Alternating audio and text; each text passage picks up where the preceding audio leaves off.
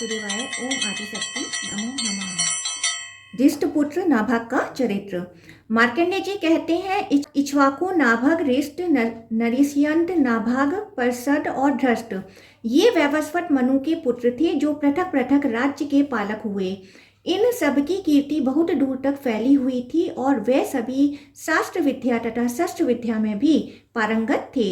विद्वानों में श्रेष्ठ मनु ने एक श्रेष्ठ पुत्र प्राप्त करने की इच्छा से मित्रा वरुण नामक यज्ञ किया। उसमें होता के दोष से विपरीत आहुति पड़ने के कारण पुत्र न होकर इला नाम की सुंदर कन्या उत्पन्न हुई। कन्या उत्पन्न हुई देख मनु ने मित्र और वरुण का स्तवन किया तथा इस प्रकार कहा, देववरों, मैंने इस उद्देश्य से यज्ञ किया था कि आप दोनों की कृपा से मुझे एक विशिष्ट पुत्र की प्राप्ति हो, किंतु यज्ञ संपन्न होने पर कन्या का जन्म हुआ। यदि आप दोनों प्रसन्न हैं और मुझे वर देना चाहते हैं तो मेरी यह कन्या ही आप दोनों के प्रसाद से अत्यंत गुणवान पुत्र हो जाए। उन दोनों देवताओं ने तथास्तु कहा, जिससे वही कन्या इला तत्काल ही सुगुम्न नामक पुत्र के रूप में परिवर्तित हो गई। मनु कुमार सुगुम्न एक दिन वन में शिकार खेल रहे थे। वहां महादेव जी के कोप से उन्हें पुनः स्त्री रूप में हो जाना पड़ा। उस समय चंद्रमा के पुत्र बुध ने इला के गर्भ से पुरुरवा नामक चक्रवर्ती पुत्र उत्पन्न किया। पुत्र हो जाने के बाद राजा सुगुम्न ने अश्वमेध नामक महान यज्ञ करके पुनः पुरुष रूप प्राप्त कर लिया। सुगुम्न के 3 पुत्र हुए जो उत्कल, विनय और गया के नाम से प्रसिद्ध थे। उन्होंने धर्म में मन लगाकर इस पृथ्वी का पालन किया। राजा सुगुम्न जब स्त्री के रूप में थे तब उनके गर्भ से पुरुरवा का जन्म हुआ। पुरुरवा बुद्ध के पुत्र थे, इसलिए उन्हें सुगुम्न के राज्य का भाग नहीं मिला। तदंतर वशिष्ठ जी के कहने से पुरुरवा को प्रतिष्ठान नामक उत्तम नगर दे दिया गया। दिष्ट नाम के एक राजा थे जिनके पुत्र का नाम नाभाग था। यौवन के आरंभ में ही उसकी दृष्टि एक वैश्य कन्या पर पड़ी जो बहुत ही सुंदर थी। उसको देखते ही नाभाग का मन काम के अधीन हो गया। उसने उसके पिता के पास जाकर वह कन्या मांगी। वैश्य ने देखा राजकुमार का मन अपने वश में नहीं है, वह काम के अधीन हो चुके हैं। तब उसने हाथ जोड़कर उनसे कहा, राजकुमार, आप लोग राजा हैं और हम लोग कर देने वाले भृत्य। मैं आपके बराबर नहीं हूं, फिर हमारे साथ आप वैवाहिक संबंध कैसे करना चाहते हैं? राजकुमार ने कहा, काम और मोह आदि ने मानव शरीर की समानता सिद्ध कर दी है। मुझे तुम्हारी कन्या पसंद है, अतः उसे मुझे दे दो, अन्यथा मेरा यह शरीर जीवित नहीं रह सकता। वैश्य बोला, हम और आप दोनों ही राजा के अधीन हैं। पहले आप अपने पिताजी से आज्ञा ले लीजिए, फिर मैं कन्या दूंगा और आप ग्रहण कर लीजिएगा। राजकुमार ने कहा, गुरुजनों के अधीन रहने वाले पुत्रों को उचित है कि वे अन्य सभी कार्यों में गुरुजनों से पूछें, किंतु ऐसे कार्यों में पूछना ठीक नहीं। ऐसी बातें तो उनके सामने मुख से निकालना भी कठिन है। कहाँ काम चर्चा और कहाँ गुरुजनों को सुनाना, ये दोनों परस्पर विरुद्ध है। हाँ, अन्य कार्यों के लिए उनसे पूछने में कोई हर्ज नहीं। वैश्य बोला, ठीक है, आप अपने पिताजी से पूछें तो आपके लिए यह काम चर्चा हो सकती है, किंतु मेरे लिए यह काम चर्चा नहीं है, अतः मैं ही पूछूंगा। वैश्य के यूं कहने पर राजकुमार चुप हो गए। तब उसने राजकुमार का जो विचार था वह सब उसके पिता से कह सुनाया। तब राजकुमार के पिता ने ऋचिक आदि श्रेष्ठ ब्राह्मणों तथा राजकुमारों को भी महल में बुलाकर मुनियों से सब वृतांत निवेदन किया और कहा, इस विषय में जो कर्तव्य हो उसके लिए आप लोग आज्ञा दें। ऋषि बोले, राजकुमार, पहले तुम्हारा विवाह किसी मूढ़ा अभिषिक्त राजा की कन्या से होना चाहिए। उसके बाद यह वैश्य कन्या भी तुम्हारी स्त्री हो सकती है। ऐसा करने से दोष न होगा, अन्यथा पहले ही वैश्य कन्या का अपहरण करने पर तुम्हारी उत्कृष्ट जाति चली जाएगी। मार्कंडेय जी कहते हैं, यह सुनकर नाभाग ने उन महात्माओं के वचन की अवहेलना कर दी और घर से निकलकर तलवार हाथ में ले वह बोला, मैंने राक्षस विवाह के अनुसार इस वैश्य कन्या का अपहरण किया है। जिसकी सामर्थ्य हो वह इसे मेरे हाथ से छुड़ा ले। वैश्य ने उस कन्या को राजकुमार के चुंगल में पड़ी देख त्राही त्राही कहते हुए उसके पिता की शरण ली। तब राजकुमार के पिता ने कुपित होकर बहुत बड़ी सेना को आज्ञा दी, दुष्ट नाभाग धर्म को कलंकित कर रहा है, अतः उसे मार डालो, मार डालो। राजा की आज्ञा पाकर सेना ने राजकुमार के साथ युद्ध आरंभ कर दिया। नाभाग अस्त्रों का ज्ञाता था, उसने अपने अस्त्र शस्त्रों से अधिकांश सैनिकों को मार गिराया। राजकुमार के द्वारा सेना के मारे जाने का समाचार सुनकर राजा अपने सैनिकों को साथ ले स्वयं ही युद्ध के लिए गए। फिर तो उनका अपने पुत्र के साथ संग्राम छिड़ गया। उसमें अस्त्र शस्त्रों के प्रयोग में राजकुमार की अपेक्षा उसके पिता ही बड़े चढ़े सिद्ध हुए।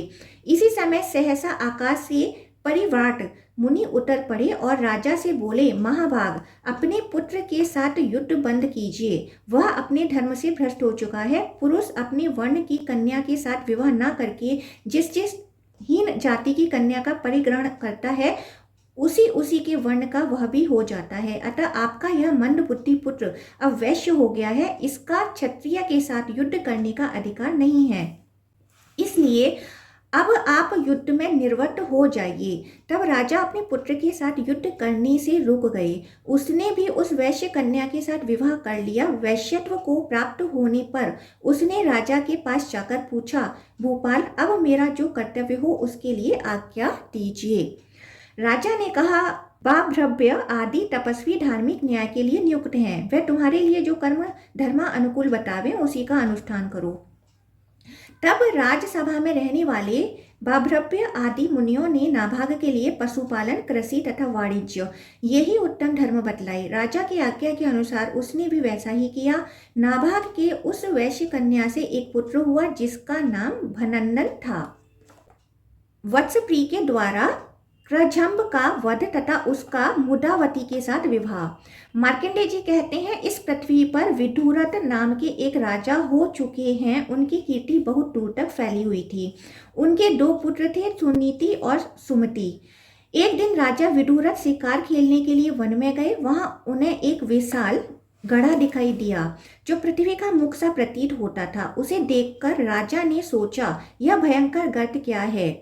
मालूम होता है पाताल तक जाने वाली गुफा है, पृथ्वी का साधारण गर्त नहीं, देखने में भी पुराना नहीं जान पड़ता। उस निर्जन वन में इस प्रकार सोचते विचारते हुए राजा ने वहां सुव्रत नाम के तपस्वी ब्राह्मण को आते देखा और निकट आने पर उनसे पूछा, यह क्या है? यह गर्त बहुत ही गहरा है, इसमें पृथ्वी का भीतरी भाग दिखाई दे रहा है। ऋषि ने कहा, राजन, क्या आप इसे नहीं जानते? इस पृथ्वी पर जो कुछ भी है वह सब राजा को जानना चाहिए। रसातल में एक महापराक्रमी भयंकर दानव निवास करता है। वह पृथ्वी को जृंभित छिद्रयुक्त कर देता है, इसलिए उसे कुजृंभ कहते हैं। नरेश्वर, यह पृथ्वी पर अथवा स्वर्ग में जो कुछ करता है उसकी जानकारी आप क्यों नहीं रखते? पूर्व काल में विश्वकर्मा ने जिसका निर्माण किया था वह सुनंद नाम का मूसल उस दुष्टात्मा ने हड़प लिया। उसी से युद्ध में वह शत्रुओं का संहार करता है। पाताल के अंदर रहकर उस मूसल से ही वह इस पृथ्वी को विदीर्ण कर देता है और इस प्रकार समस्त असुरों के आने जाने के लिए द्वार बना लेता है। जब आप पाताल के भीतर रहने वाले इस शत्रु का नाश करेंगे तभी वास्तव में संपूर्ण पृथ्वी के स्वामी हो सकेंगे। राजन, उस मूसल के बलाबल के विषय में विद्वान पुरुष ऐसा कहते हैं कि यदि कोई स्त्री वह मूसल छू दे तो वह उस दिन निर्बल हो जाता है, किंतु दूसरे दिन फिर पूर्ववत प्रबल हो जाता है। युवती की उंगलियों के स्पर्श से उसकी शक्ति के नष्ट हो जाने का जो दोष या प्रभाव है उसे वह दुराचारी दैत्य भी नहीं जानता।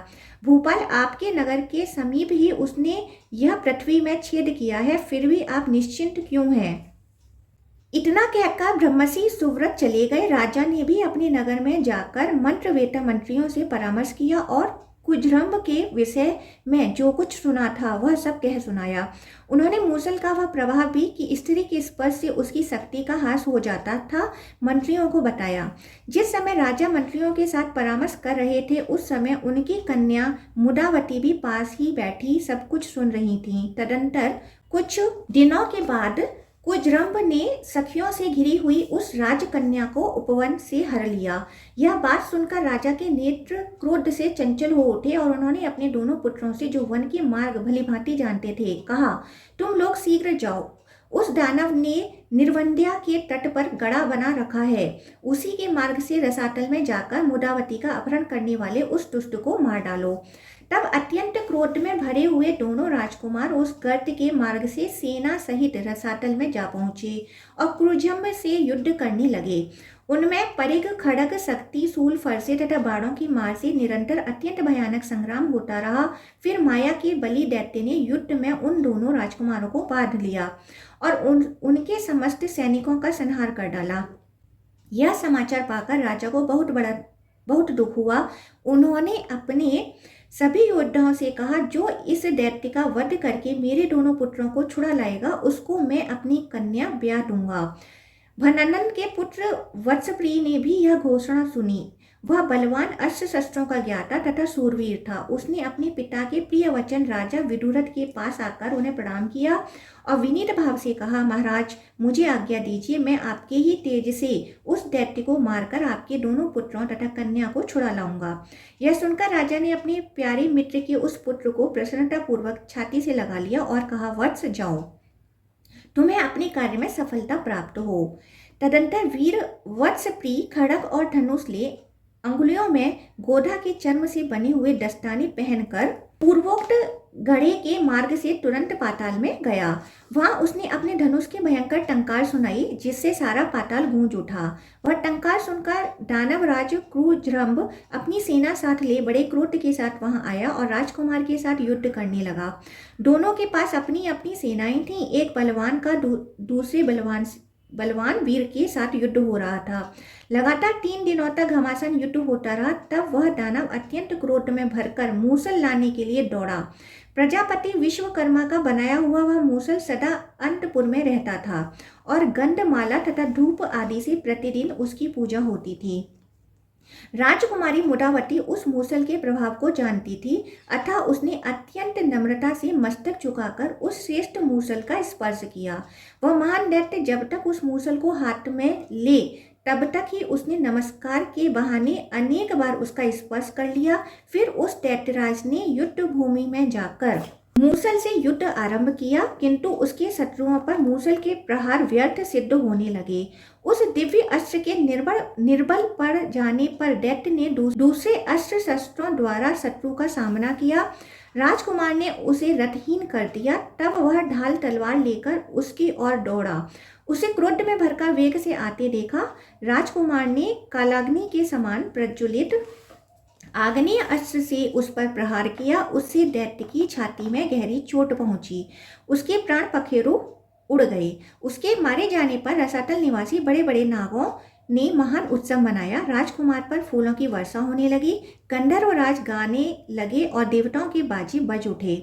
राजकुमार वत्सप्रिय ने उस दैत्य को मारकर राजा विदुरथ के दोनों पुत्रों तथा कृशांगी कन्या मुदावती को भी बंधन से मुक्त किया। कुजरम्भ के मारे जाने पर नागों के अधिपति शेष संज्ञक भगवान अनंत ने उस मूसल को ले लिया। मुदावती ने सुनंद नामक मूसल के गुण को जानकर उसका बारंबार स्पर्श किया था, इसलिए नागराज अनंत ने उसका नाम सुनंदा रख दिया। तत्पश्चात राजकुमार ने भाइयों सहित उस कन्या को शीघ्र ही पिता के पास पहुंचाया और प्रणाम करके कहा, तात, आपकी आज्ञा के अनुसार मैं आपके दोनों पुत्रों और इस मुदावती को भी छुड़ा लाया।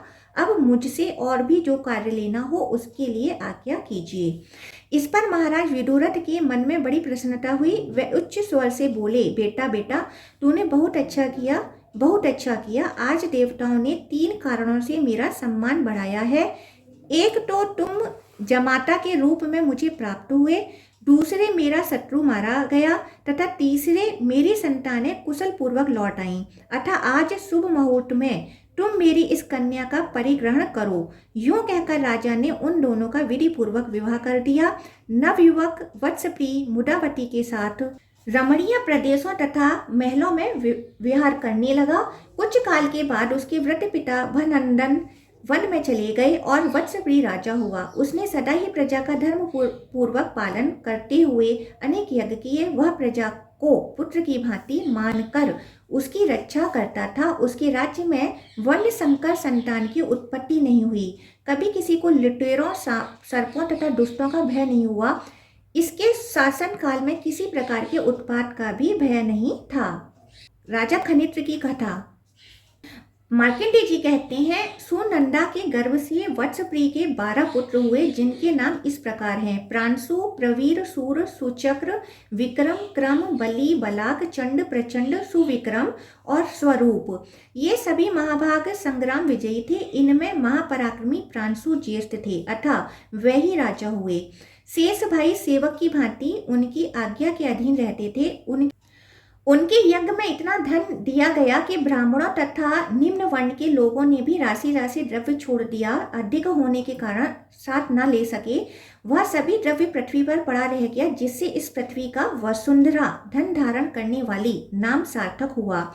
वे प्रजा का औरस पुत्रों की भांति पालन करते थे। उनके खजाने में जो धन एकत्रित होता था, उसके द्वारा उन्होंने जो लाखों यज्ञ संपन्न किए, उनकी कोई संख्या नहीं है। प्रांशु के पुत्र प्रजाति थे। प्रजाति के खनित्र आदि 5 पुत्र हुए। उनमें सबसे बड़े खनित्र राजा हुए। वे अपने पराक्रम के लिए विख्यात थे। खनित्र बड़े ही शांत, सत्यवादी, सूरवीर, समस्त प्राणियों के हित में लगे रहने वाले, स्वधर्म परायण, वृद्ध पुरुषों के सेवक, अनेक शास्त्रों के विद्वान, वक्ता, विनयशील, अस्त्रशस्त्रों के ज्ञाता, डींग न हाँकने वाले और सब लोगों के प्रिय थे। वह दिन रात यही कामना किया करते थे, समस्त प्राणी प्रसन्न रहें, दूसरों पर भी स्नेह रखें, सब जीवों का कल्याण हो, सभी निर्भय हो, किसी भी प्राणी को कोई व्याधि एवं मानसिक व्यथा न हो, समस्त प्राणी सबके प्रति मित्र भाव के पोषक हों, ब्राह्मणों का कल्याण हो, सब में परस्पर प्रेम रहे, सब वर्णों की उन्नति हो, समस्त कर्मों में सिद्धि प्राप्त हो, लोगों सब भूतों के प्रति तुम्हारी बुद्धि कल्याणमयी हो। तुम लोग जिस प्रकार अपना तथा अपने पुत्रों का सर्वदा हित चाहते हो, उसी प्रकार सब प्राणियों के प्रति हित बुद्धि रखते हुए बर्ताव करो। यह तुम्हारे लिए अत्यंत हित की बात है। कौन किसका अपराध करता है? यदि कोई मूढ़ किसी का थोड़ा भी अहित करता है, तो वह निश्चय ही उसका फल भोगता है, क्योंकि फल सदा कर्ता को ही मिलता है। लोगों, यह विचार कर सबके प्रति पवित्र भाव रखो। इससे इस लोक में पाप नहीं बनेगा और तुम्हें उत्तम लोकों की प्राप्ति होगी। बुद्धिमानों, मैं तो यह चाहता हूँ कि आज जो मुझसे स्नेह रखता है, उसका इस पृथ्वी पर सदा ही कल्याण हो, तथा जो इस लोक में मेरे साथ द्वेष रखता है, वह भी कल्याण का ही भागी बने। राजा प्रजाति के पुत्र ऐसे थे। वे समस्त गुणों से संपन्न और सुंदर थे। उनके नेत्र पद्मापत्र के समान सुशोभित थे। उन्होंने अपने भाइयों को प्रेम पूर्वक पृथक पृथक राज्यों में अभिषिक्त कर दिया और स्वयं समुद्र वसना पृथ्वी का उपभोग करने लगे। उन्होंने पूर्व दिशा में अपने भाई सौर्य को, दक्षिण दिशा में उदावसु को, पश्चिम में सुनय को और उत्तर में महारथ को अभिषिक्त किया।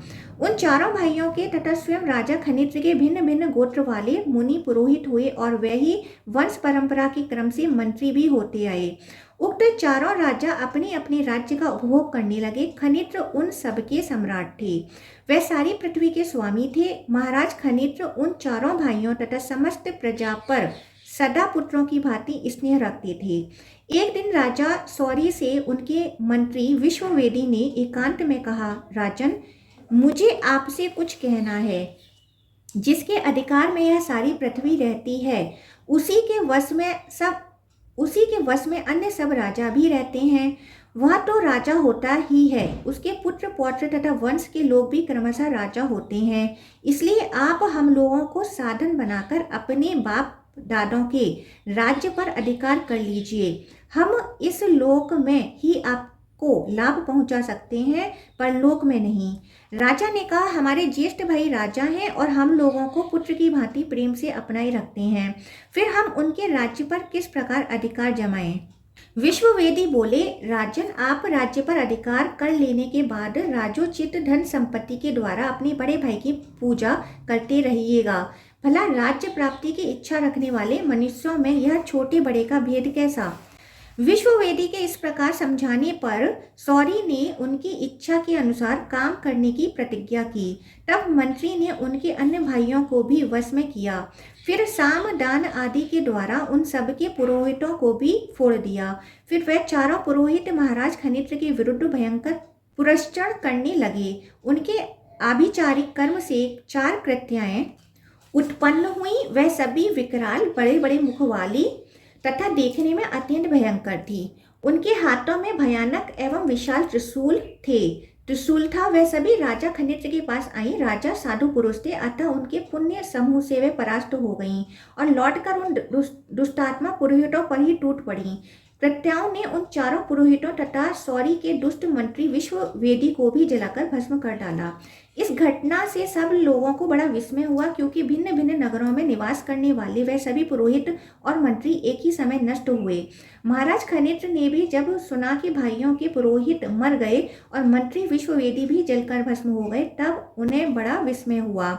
उन्होंने सोचा, यह क्या बात हो गई। महाराज को इसका कुछ भी कारण नहीं मालूम हुआ। तब उन्होंने अपने घर पर पधारे हुए महर्षि वशिष्ठ से पूछा, ब्राह्मण भाइयों के पुरोहित और मंत्री जो नष्ट हो गए, इसका क्या कारण है। राजा के इस प्रकार पूछने पर महामुनि वशिष्ठ ने सब वृतांत ठीक ठीक बता दिया।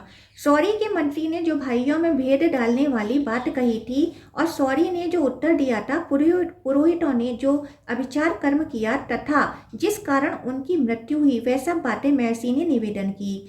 यह सब समाचार सुनकर महाराज खनित्र ने कहा, मुझ पापी, भाग्यहीन तथा दुष्ट को धिक्कार है, जिनके कारण 4 ब्राह्मणों की हत्या हुई।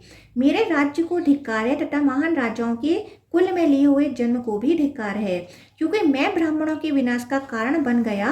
वह पुरोहित तो अपने स्वामी मेरे भाइयों का कार्य कर रहे थे, उस दशा में उनकी मृत्यु हुई है। अतः दुष्ट वे नहीं है, मैं ही दुष्ट हूँ, क्योंकि मैं ही उनके नाश का कारण बना हूँ।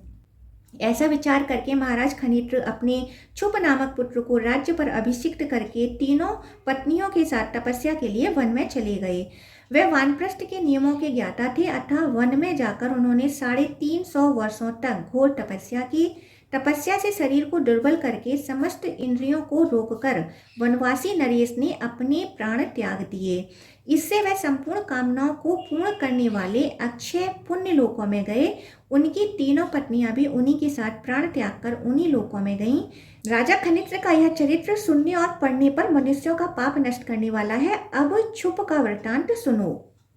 क्षुप, विविंस, खनिनेत्र, करंधम, अविच्छेद तथा मरुत के चरित्र। मार्कंडेय जी कहते हैं, राजा खनित्र के पुत्र क्षुप ने भी राज्य पाने के बाद पिता की ही भांति धर्म पूर्वक प्रजाजनों का पालन किया। वे दानशील तथा अनेक यज्ञों के अनुष्ठान करने वाले थे। उन्होंने व्यवहार आदि के मार्ग में शत्रु और मित्र दोनों के प्रति समान भाव रखा। एक दिन महाराज क्षुप अपने राज्य सिंहासन पर बैठे थे। उस समय सूतों एवं वंदीजनों ने कहा, महाराज, पूर्व काल में जैसे क्षुप नाम के राजा हुए थे, वैसे ही आप भी हैं। प्राचीन राजा क्षुप ब्रह्मा जी के पुत्र थे। उनका चरित्र जैसा था वैसा ही वर्तमान महाराज का भी है। पहले के महाराज क्षुप गौ और ब्राह्मणों से कर नहीं लेते थे तथा उन महात्मा ने प्रजा से प्राप्त हुए छठे भाग के द्वारा इस पृथ्वी पर अनेक यज्ञ किए थे। राजा बोले, मेरे जैसा कौन मनुष्य उन महात्मा राजाओं का पूर्ण रूप से अनुसरण कर सकेगा। तथापि उत्तम आचरण वाले पुरुषों के समान कार्य करने के लिए उद्योग अवश्य करना चाहिए। अतः इस समय मैं जो प्रतिज्ञा करता हूँ उसे सुनो। मैं महाराज क्षुप के चरित्र का अनुसरण करूंगा तथा खेती का अभाव होने या उसका अभाव दूर होने पर 3 यज्ञों का अनुष्ठान करूंगा। मेरी यह प्रतिज्ञा संपूर्ण भूमंडल के लिए है। आज के पहले गौ और ब्राह्मणों ने जो राज कर दिया है, वह सब उन्हीं की सेवा में लौटा दूंगा। ऐसी प्रतिज्ञा करके राजा क्षुप ने सब कुछ वैसा ही किया। वह खेती मारी जाने पर 3 यज्ञों का अनुष्ठान करते थे। पहले गौ ब्राह्मणों ने पूर्व के राजाओं को जितना कर दिया था उतना धन उन्होंने उन्हें लौटा दिया। उनकी पत्नी प्रमथा के गर्भ से वीर नामक उत्तम पुत्र हुआ। उसने अपने प्रताप और पराक्रम से पृथ्वी के समस्त राजाओं को अपने वश में कर लिया था। विदर्भ राजकुमारी नंदिनी उसकी प्रियतमा पत्नी थी, जिसके गर्भ से उसने विविंस नामक पुत्र को जन्म दिया। विविंस भी महाबलवान राजा हुआ। उसके शासन काल में आबादी अधिक हो जाने से समूची पृथ्वी मनुष्यों से भर गई थी। समय पर वर्षा होती, पृथ्वी पर खेती लहराया करती, खेती में अच्छे दाने लगते और दानों में पूर्ण रस भरे रहते थे। वह रस मनुष्यों के लिए पुष्टिकारक होते, किंतु वह पुष्टि उन्माद पैदा करने वाली नहीं होती थी। लोगों के पास जो धन का संग्रह होता वह उनके मद का कारण नहीं बनता था। विभिन्न के प्रताप से शत्रु सदा भयभीत रहते थे, प्रजा स्वस्थ थी और सुहृद वर्ग भली भांति पूजित हो प्रसन्नता प्राप्त करता था। राजा विभिन्न बहुत से यज्ञों का अनुष्ठान तथा पृथ्वी का भली भांति पालन करके संग्राम में मृत्यु पाकर यहाँ से इंद्रलोक में चला गया। विभिन्न का पुत्र खनिनेत्र हुआ, जो महाबलवान और पराक्रमी था। उसके यज्ञों में गंधर्वगण विस्मित हो यह गाथा गाया करते थे, खनिनेत्र के समान दूसरा राजा इस पृथ्वी पर नहीं होगा, क्योंकि उन्होंने 10,000 यज्ञ पूर्ण करके समुद्र सहित यह सारी पृथ्वी दान कर दी थी। महात्मा ब्राह्मणों को समूची पृथ्वी का दान दे उन्होंने तपस्या से द्रव्य संग्रह किया और उसके द्वारा पृथ्वी को छुड़ाया। राजा खनिनेत्र ने 67,6767 यज्ञ किए थे और सब में प्रचुर दक्षिणा दी थी। राजा को कोई पुत्र नहीं था, इसलिए वह पाप नाशनी गोमती के तट पर गए और वहां मन, वाणी एवं शरीर को संयम में रखकर घोर तपस्या करने लगे। संतान के लिए उन्होंने इंद्र का स्तवन किया। उनके श्रोत तपस्या और भक्ति से संतुष्ट होकर इंद्र ने कहा, राजन, मैं तुम पर बहुत प्रसन्न हूँ, कोई वर मांगो। राजा बोले, देवेश्वर, मुझे कोई पुत्र नहीं है, अतः आपकी कृपा से मुझे पुत्र प्राप्त हो। वह पुत्र समस्त शस्त्रधारियों में श्रेष्ठ, अक्षय ऐश्वर्य से युक्त, धर्मपालक तथा धर्मज्ञ हो। इंद्र ने एवमस्तु कहकर आशीर्वाद दिया। राजा का मनोरथ पूर्ण हो गया। अब वह प्रजा का पालन करने के लिए अपने नगर में आए। वहां वह विधि पूर्वक यज्ञ का अनुष्ठान तथा धर्म पूर्वक प्रजा का पालन करने लगे। उस समय इंद्र की कृपा से उन्हें एक पुत्र हुआ, जिसका नाम उसके पिता ने बलास्व रखा। फिर राजा ने पुत्र को संपूर्ण अस्त्र शस्त्रों की शिक्षा दी। पिता के मरने के बाद जब बलास्व राज सिंहासन पर आसीन हुए, तब उन्होंने पृथ्वी के संपूर्ण राजाओं को अपने वश में कर लिया। परंतु बहुत से महापराक्रमी राजा, जो सब प्रकार के साधन और धन से संपन्न थे, एक साथ मिल गए और उन्होंने राजा बलास्व को उनकी राजधानी में ही घेर लिया। नगर पर घेरा पड़ जाने से राजा बलास्व को बड़ा क्रोध हुआ, परंतु उनका खजाना बहुत थोड़ा रह गया था, इसलिए सैनिक बल की कमी हो जाने से वे अत्यंत विकल हो गए। जब उन्हें और कोई शरण नहीं दिखाई दी, तब वे आर्त हो दोनों हाथ मुंह के आगे करके जोर जोर से सांस लेने लगे। फिर तो उनके हाथ की उंगलियों के छिद्र से मुख की वायु से प्रेरित हो सैकड़ों योद्धा, रथ, हाथी और घोड़े निकलने लगे। क्षण भर में राजा का सारा नगर बहुत बड़ी सेना से भर गया। तब उस विशाल सेना के साथ नगर में बाहर निकलकर उन्होंने उन शत्रु राजाओं को परास्त किया और सबको अपने अधीन कर उन पर कर लगा दिया। कर का दमन करने, हाथों को फूंकने से उन्होंने शत्रुओं का दाह करने वाली सेना उत्पन्न की थी। इसलिए वे राजा बलास्व करंदम कहलाने लगे। करंदम धर्मात्मा, सब प्राणियों के मित्र तथा तीनों लोकों में विख्यात थे। जब राजा संकट में पड़े थे, तब साक्षात उनके धर्म ने उनके पास पहुंचकर शत्रु नाशक सेना प्रदान की थी और फिर स्वयं ही उसे अदृश्य कर दिया। राजा वीरचंद्र की सुंदरी कन्या वीरा ने, जो उत्तम व्रतों का पालन करने वाली थी, स्वयंवर में महाराज करंदम का वरण किया था। उसके गर्भ से महाराज ने अविच्छित नामक पुत्र उत्पन्न किया। उसके इस नाम का प्रसंग सुनो। पुत्र उत्पन्न होने पर राजा करंदम ने उसके ग्रह आदि के विषयों में ज्योतिषियों से पूछा। तब ज्योतिषियों ने कहा, महाराज, आपका पुत्र उत्तम मुहूर्त, श्रेष्ठ नक्षत्र और शुभ लग्न में उत्पन्न हुआ है, अतः यह महान पराक्रमी, परम सौभाग्यवान तथा अधिक बलशाली होगा। बृहस्पति और शुक्र 7वें स्थान में तथा चंद्रमा 4थे स्थान में रहकर इस बालक को देखते हैं। 11वें स्थान में स्थित बुध भी इसको देखते हैं। सूर्य, मंगल और शनिश्चर की इस पर दृष्टि नहीं है, अतः यह सब प्रकार की संपत्तियों से युक्त होगा। ज्योतिषियों की बात सुनकर राजा करंदम के मन में बड़ी प्रसन्नता हुई। वह बोले, इसे बृहस्पति और बुध देखते हैं और सूर्य, शनिश्चर एवं मंगल से यह अविच्छित, अदृष्ट है, इसलिए इसका नाम अविच्छित होगा। करंदम के पुत्र अविच्छित वेदांगों के पारंगत विद्वान हुए। उन्होंने मुनिवर कण्व के पुत्र से संपूर्ण अस्त्र विद्या की शिक्षा ग्रहण की। वह रूप में अश्वनी कुमार, बुद्धि में बृहस्पति, कांति में चंद्रमा, तेज में सूर्य, धैर्य में समुद्र और क्षमा में पृथ्वी के समान थे। वीरता में तो उनकी समानता करने वाला कोई था ही नहीं। एक समय की बात है, वह वैदिस के राजा विशाल की कन्या वैशालिनी को प्राप्त करने के लिए उसके स्वयंवर में गई। वह सुंदर दांतों वाली सुंदरी समस्त राजाओं की उपेक्षा करके चली जा रही थी। इतने में ही अविचित ने उसे बलपूर्वक पकड़ लिया। उन्हें अपने बल का बहुत अभिमान था। उनके इस कार्य से अन्य समस्त राजाओं का, जो बहुत बड़ी संख्या में एकत्रित थे, अपमान हुआ। अतः वह खिन्न होकर एक दूसरे से कहने लगे, अनेक बलशाली राजाओं के होते हुए किसी एक के द्वारा नारी का अपहरण हो और आप लोग उसे क्षमा कर दें तो यह धिक्कार देने योग्य बात है। क्षत्रिय वह है जो दुष्ट पुरुषों से सताए जाने वाले की रक्षा करे, उसकी क्षति न होने दे। जो ऐसा नहीं करते वह लोग इस नाम को व्यर्थ ही धारण करते हैं। संसार में कौन मनुष्य मृत्यु से नहीं डरता, किंतु युद्ध न करके भी कौन अमर रह गया है। यह विचार कर शस्त्रधारी क्षत्रियों को पुरुषार्थ का त्याग नहीं करना चाहिए। यह सुनकर सब राजा अमरस में भर गए और परस्पर सलाह करके सभी हथियार ले उठ खड़े हुए। कुछ रथों पर जा बैठे, कुछ हाथियों और घोड़ों पर सवार हुए तथा दूसरे कितने ही राजा कुपित हो पैदल ही अविच्छित से लोहा लेने को जा पहुंचे। अविच्छित अकेले थे। उनके विरोध में बहुत से राजा और राजकुमार थे। उनमें बड़ा भयंकर संग्राम हुआ। तलवार, शक्ति, गदा और धनुष बाण लिए हुए समस्त राजा अविच्छित पर प्रहार करने लगे तथा राजकुमार अविच्छित भी अकेले ही उन सभी राजाओं से भिड़ गए और सैकड़ों बाणों से मारकर उन्हें घायल करने लगे। अविच्छित ने किसी की बाह काट डाली, किसी की गर्दन उड़ा दी, किसी की छाती छेद डाली और किसी के वक्ष में प्रहार किया। शत्रुओं के आते हुए बाणों को वे बाण मारकर दो टुकड़े कर देते थे। किसी की तलवार काट देते और किसी का धनुष खंडित कर देते थे।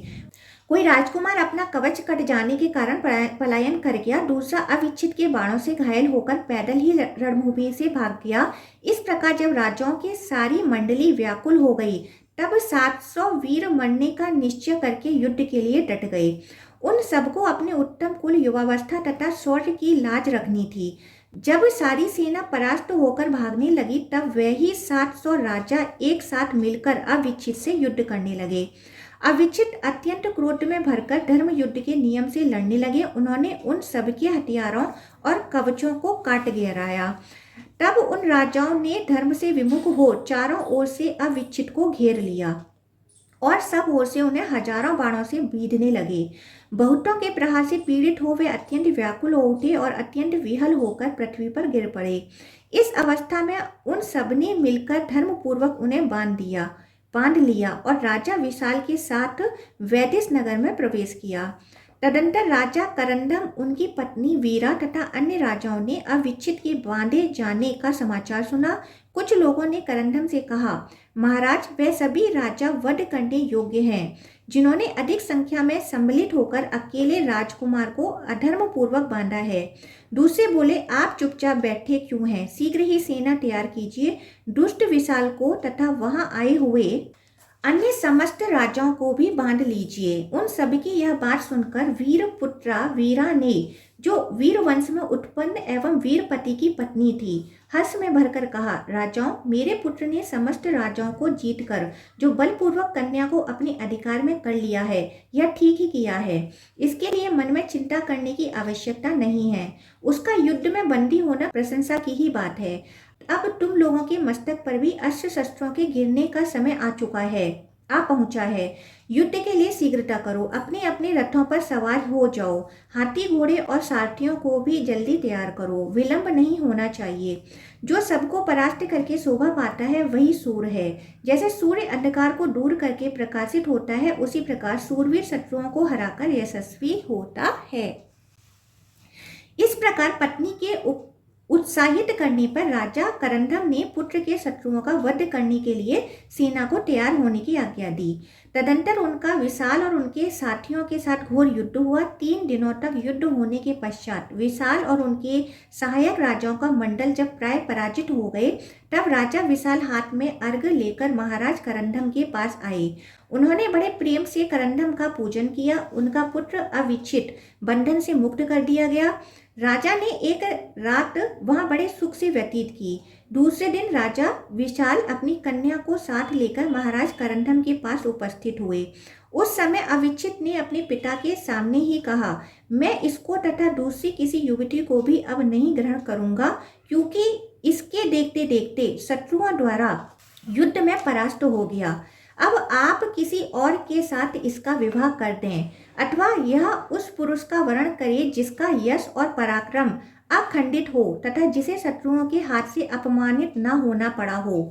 पुरुष सबल होने के कारण स्वतंत्र होता है और स्त्रियां अबला होने के कारण सदा परतंत्र रहती हैं, परंतु जहाँ पुरुष भी दूसरे के परतंत्र हो गया, वहाँ उसमें मनुष्यता ही क्या रह गई। जब इसके सामने ही राजाओं ने मुझे पृथ्वी पर गिरा दिया, तब अब मैं इसे अपना मुंह कैसे दिखाऊंगा। अविच्छित के ऐसा कहने पर राजा विशाल ने अपनी पुत्री से कहा, बेटी, इन महात्मा की बात तुमने सुनी है ना। सुबह जिसमें तुम्हारी रुचि हो ऐसे किसी दूसरे पुरुष को पति रूप में वर्ण करो, अथवा हम जिसे तुम्हें दे दें उसी का तुम आदर करो। कन्या बोली, पिताजी, यद्यपि संग्राम में इनके यश और पराक्रम की हानि हुई है, तथापि ये उसमें धर्मानुकूल बर्ताव करते रहे हैं। ये अकेले थे तो भी बहुतों ने मिलकर इन्हें परास्त किया है, अतः वास्तव में इनकी पराजय हुई यह कहना ठीक नहीं है। युद्ध के लिए जब बहुत से राजा आए, तब ये उनमें सिंह की भांति अकेले घुस गए और निरंतर डटकर सामना करते रहे। इससे इनका महान शौर्य प्रकट हुआ है। ये वीरता और पराक्रम से युक्त होकर धर्म युद्ध में संलग्न थे। ऐसे समय में समस्त राजाओं ने मिलकर इन पर अधर्म पूर्वक विजय पाई है, अतः इसमें इनके लिए लज्जा की कौन सी बात है। तात, मैं इनके रूप मात्र पर लुभा गई हूँ, ऐसी बात नहीं है। इनकी वीरता, पराक्रम और धीरता आदि सुदृढ़ मेरे चित्त को चुराए लेते हैं, अतः अब अधिक कहने की क्या आवश्यकता है। आप मेरे लिए महाराज से इन्हीं महानुभाव की याचना कीजिए। इनके सिवा दूसरा कोई पुरुष मेरा पति नहीं हो सकता। विशाल ने कहा, राजकुमार, मेरी पुत्री ने बहुत अच्छी बातें कही हैं। इसमें संदेह नहीं कि तुम्हारे जैसा वीर कुमार इस भूतल पर दूसरा कोई नहीं है। तुम्हारे शौर्य की कहीं समता नहीं है, तुम्हारा पराक्रम अनंत है। वीर, तुम मेरी कन्या का परिग्रहण करके मेरे कुल को पवित्र करो। तब महाराज करंदम ने अपने पुत्र को समझाते हुए कहा, बेटा, तुम राजा विशाल की कन्या को स्वीकार करो। इस सुंदरी का तुम्हारे प्रति अत्यंत दृढ़ अनुराग है। राजकुमार ने कहा, पिताजी, मैंने पहले कभी आपकी आज्ञा का उल्लंघन नहीं किया है, अतः ऐसी आज्ञा दीजिए जिसका मैं पालन कर सकूं। उस राजकुमार का अत्यंत निश्चिंत विचार देख विशाल ने व्याकुल होकर अपनी कन्या से कहा, बेटी, अब तुम इनकी ओर से अपना मन हटा लो और दूसरे को पति रूप में वर्ण करो। यहाँ बहुत से राजकुमार हैं। कन्या बोली, पिताजी, यदि ये मुझको नहीं ग्रहण करना चाहते तो मैं तपस्या करके इन्हें अपना पति बनाऊंगी। इस जन्म में इनके सिवा दूसरा कोई मेरा पति नहीं होगा। तदंतर राजा करंदम राजा विशाल के साथ प्रसन्नतापूर्वक 3 दिनों तक टिके रहे, फिर अपने नगर को लौट आए। अविच्छित को उनके पिता तथा अन्य राजाओं ने प्राचीन दृष्टांतों के द्वारा बहुत कुछ समझाया। इससे वे भी उनके साथ नगर में लौट आए। राजकन्या वैशाली ने अपने बंधु बांधवों से विदा ले वन में चली गईं और वहां दृढ़ वैराग्य में स्थित हो निराहार रहकर तपस्या करने लगीं। 3 महीनों तक उपवास करने के बाद उसको बड़ी पीड़ा हुई। वह अत्यंत दुबली हो गई और उसके शरीर की एक एक नाड़ी दिखाई देने लगी। उसका उत्साह मंद बढ़ गया, वह मरणासन्न हो चली। तब उस राजकुमारी ने शरीर त्याग देने का विचार किया। उसका अभिप्राय जानकर देवताओं ने उसके पास एक दूत भेजा। दूत ने वहां आकर कहा, राजकुमारी, मैं देवताओं का दूत हूँ। देवताओं ने तुम्हारे पास मुझे जिस कार्य के लिए भेजा है उसे सुनो। यह मानव शरीर अत्यंत दुर्लभ है, तुम अकारण इसका परित्याग न करो। कल्याणी, तुम चक्रवर्ती राजा की जननी होगी। तुम्हारा पुत्र अपने शत्रुओं का संहार करके 7 दीपों से युक्त पृथ्वी का अखंड राज्य भोगेगा। कहीं भी उसकी आज्ञा का उल्लंघन न होगा। वह चारों वर्णों को अपने अपने धर्म में स्थापित करके उन सबका पालन करेगा। लुटेरों, म्लेच्छों और दुष्टों का वध करेगा। उत्तम दक्षिणाओं से पूर्ण नाना प्रकार के यज्ञ करेगा। उसके द्वारा अश्वमेध आदि यज्ञों का 6000 बार अनुष्ठान होगा। वह दूत आकाश में ही खड़ा था। उसके शरीर पर दिव्य हार और चंदन शोभा पा रहे थे। उसे इस रूप में देख राजकन्या ने कोमल वाणी में कहा, तुम देवताओं के दूत हो, इसमें तनिक भी संदेह नहीं। सचमुच ही तुम स्वर्ग से यहाँ आए हो, किंतु तुम ही बताओ, पति के बिना मुझे पुत्र कैसे होगा? मैंने पिता के समीप यह प्रतिज्ञा कर ली है कि इस जन्म में अविच्छित के सिवा दूसरा कोई पुरुष मेरा पति नहीं होगा, किंतु वह अविच्छित मेरे पिता के, अपने पिता के तथा स्वयं मेरे कहने पर भी मुझे नहीं ग्रहण करना चाहते। देवदूत ने कहा, महाभागे, बहुत कहने से क्या लाभ है, तुम्हें पुत्र अवश्य होगा। तुम अधर्म पूर्वक इस शरीर का त्याग न करो, इसी वन में रहो और अपने दुर्बल शरीर का पोषण करो। तपस्या के प्रभाव से तुम्हारा सब कुछ भला ही होगा। यूं कहकर देवदूत जैसे आया था लौट गया तथा वह सुंदरी प्रतिदिन अपने शरीर का पोषण करने लगी। उधर अविच्छित की वीर प्रसवनी माता वीरा ने किसी शुभ दिन को अपने पुत्र अविच्छित को पास बुलाया और इस प्रकार कहा, बेटा, मैं तुम्हारे पिता की आज्ञा से एक व्रत करूंगी। उसका नाम किमिच्छक व्रत है, किंतु वह है बहुत दुष्कर, फिर भी उसके करने से कल्याण ही होगा। यदि तुम कुछ बल और पराक्रम दिखाओ तो वह अवश्य साध्य हो जाएगा।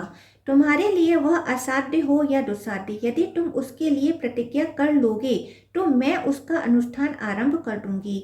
अब तुम्हारा जो विचार हो सो कहो।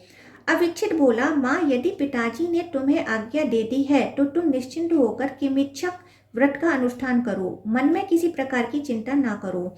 तदंतर महारानी वीरा ने उपवास पूर्वक उस व्रत का आरंभ किया तथा शास्त्रों में बताए अनुसार कुबेर की संपूर्ण निधियों की, निधि पालगढ़ की और लक्ष्मी जी की बड़ी भक्ति के साथ पूजा की।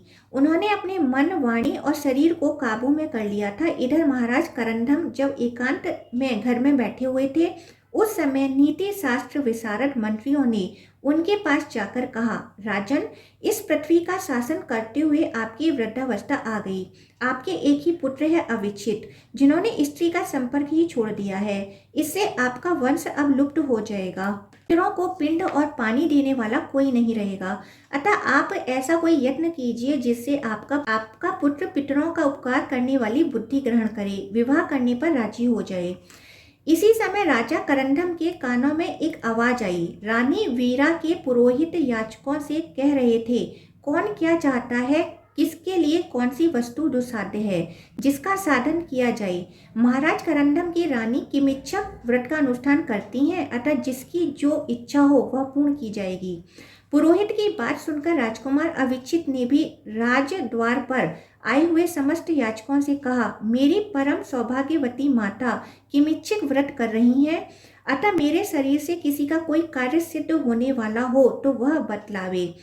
सब याचक सुन ले, मैं प्रतिज्ञा पूर्वक कहता हूँ, इस किमिच्छक व्रत के अनुष्ठान के अवसर पर तुम लोग क्या चाहते हो बताओ, उसे मैं दूंगा। अपने बेटे के मुख से यह बात सुनकर महाराज करंदम तुरंत सामने आए और बोले, मैं याचक हूँ, मुझे मेरी मांगी हुई वस्तु दो। अविच्छित बोले, तात, आपको क्या देना है, बतलाइए। मेरा कर्तव्य दुष्कर हो, साध्य हो अथवा अत्यंत दुस्साध्य हो, बताइए, मैं उसे पूर्ण करूंगा। राजा ने कहा, यदि तुम सत्य प्रतिज्ञ हो और सबको इच्छा अनुसार दान देते हो तो मेरी गोद से पौत्र का मुंह दिखाओ। अविच्छित बोले, महाराज, मैं आपका एक ही पुत्र हूँ और ब्रह्मचार्य का पालन मेरा व्रत है। मेरे कोई पुत्र है ही नहीं, फिर आपको पौत्र का मुख कैसे दिखाऊं?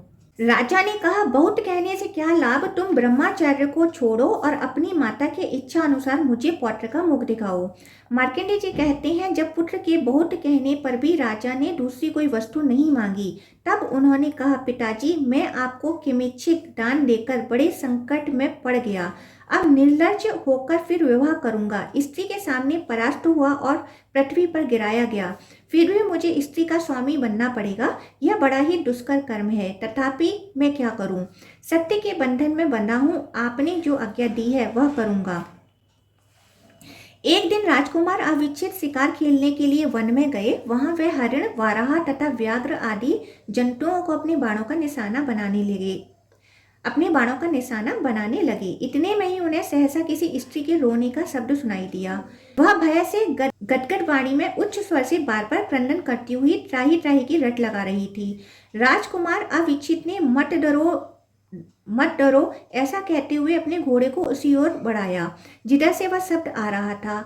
उस निर्जन वन में दनु के पुत्र रणकेश के द्वारा पकड़ी गई वह कन्या विलाप करती हुई कह रही थी, मैं महाराज करंदम के पुत्र अविच्छित की पत्नी हूँ, किंतु यह नीच दानव मुझे हर कर लिए जाता है। जिन महाराज के समक्ष समस्त राजा गंधर्व तथा गुहाक भी खड़े होने की शक्ति नहीं रखते, जिनका क्रोध मृत्यु और पराक्रम इंद्र के समान है, उन्हीं की पुत्र वधू होकर आज मैं एक दानव के द्वारा हरी जा रही हूँ। वह इस प्रकार कह कहकर रो रही थी कि राजकुमार अविचित तुरंत वहां आप जा पहुंचे। उन्होंने देखा एक अत्यंत मनोहर कन्या है जो सब प्रकार के आभूषणों से शोभा पा रही है और हाथ में डंडा लिए दनु पुत्र रणकेश ने उसे पकड़ रखा है तथा वह करुण स्वर में त्राही त्राही पुकार रही है। यह देखकर अविच्छित ने उससे कहा, तुम भय ना करो। फिर उस दानव से कहा, ओ दुष्ट, अब तू मारा जाएगा। भूमंडल के समस्त राजा जिनके प्रताप के सामने मस्तक झुकाते हैं, उन महाराज करंदम के राज्य में कौन दुष्ट जीवित रह सकता है। राजकुमार को श्रेष्ठ धनुष लिए आया देख वह कृशांगी युवती बार बार कहने लगी, आप मुझे बचाइए, यह दुष्ट मुझे हर कर लिए जाता है। मैं महाराज करंदम की पुत्र वधू और अविच्छित की पत्नी हूँ। सनाथ हूँ तो भी इस वन में यह दुष्ट मुझे अनाथ की भांति हर कर लिए जाता है। यह सुनकर अविच्छित उसकी बात पर विचार करने लगे।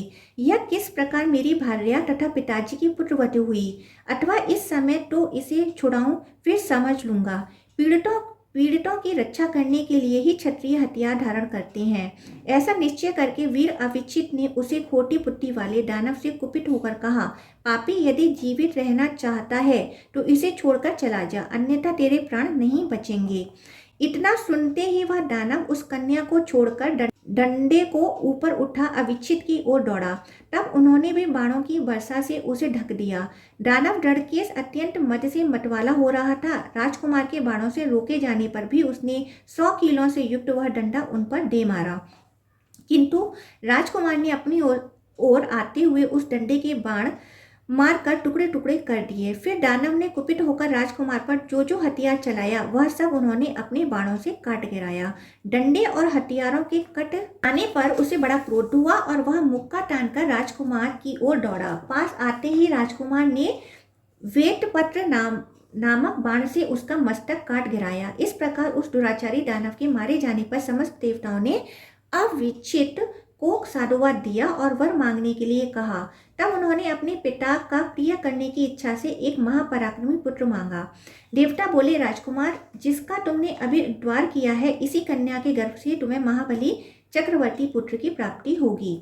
राजकुमार ने कहा, देवगण, राजाओं से परास्त होने पर मैंने विवाह का विचार छोड़ दिया था, किंतु पिता द्वारा सत्य के बंधन में बंधे जाने पर मैं अब पुत्र की अभिलाषा करता हूँ।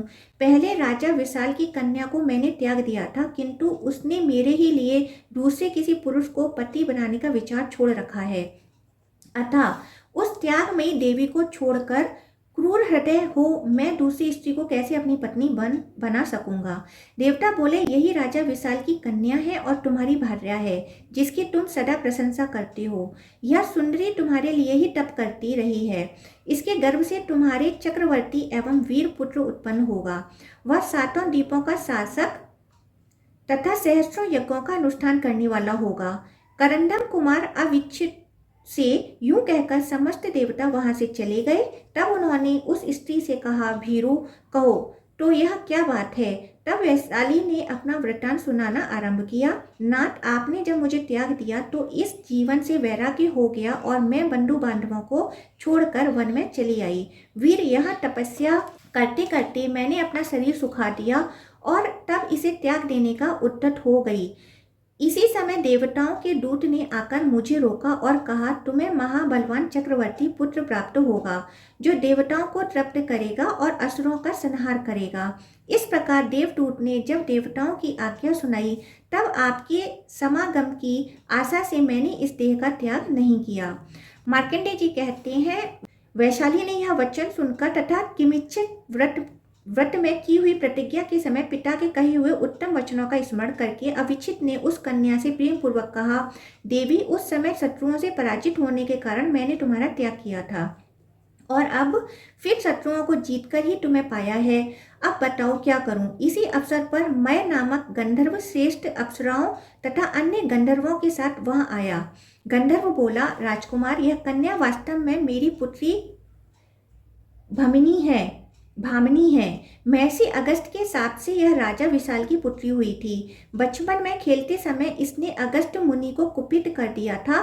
तब उन्होंने शाप देते हुए कहा, जा तू मनुष्य योनि में उत्पन्न होगी। तब हम लोगों ने मुनि को प्रसन्न करते हुए कहा, ब्रह्म से, अभी यह निरी बालिका है, इसे भले बुरे का विवेक नहीं है, तभी इसके द्वारा आपका अपराध बन गया है, अतः इसके ऊपर कृपा कीजिए।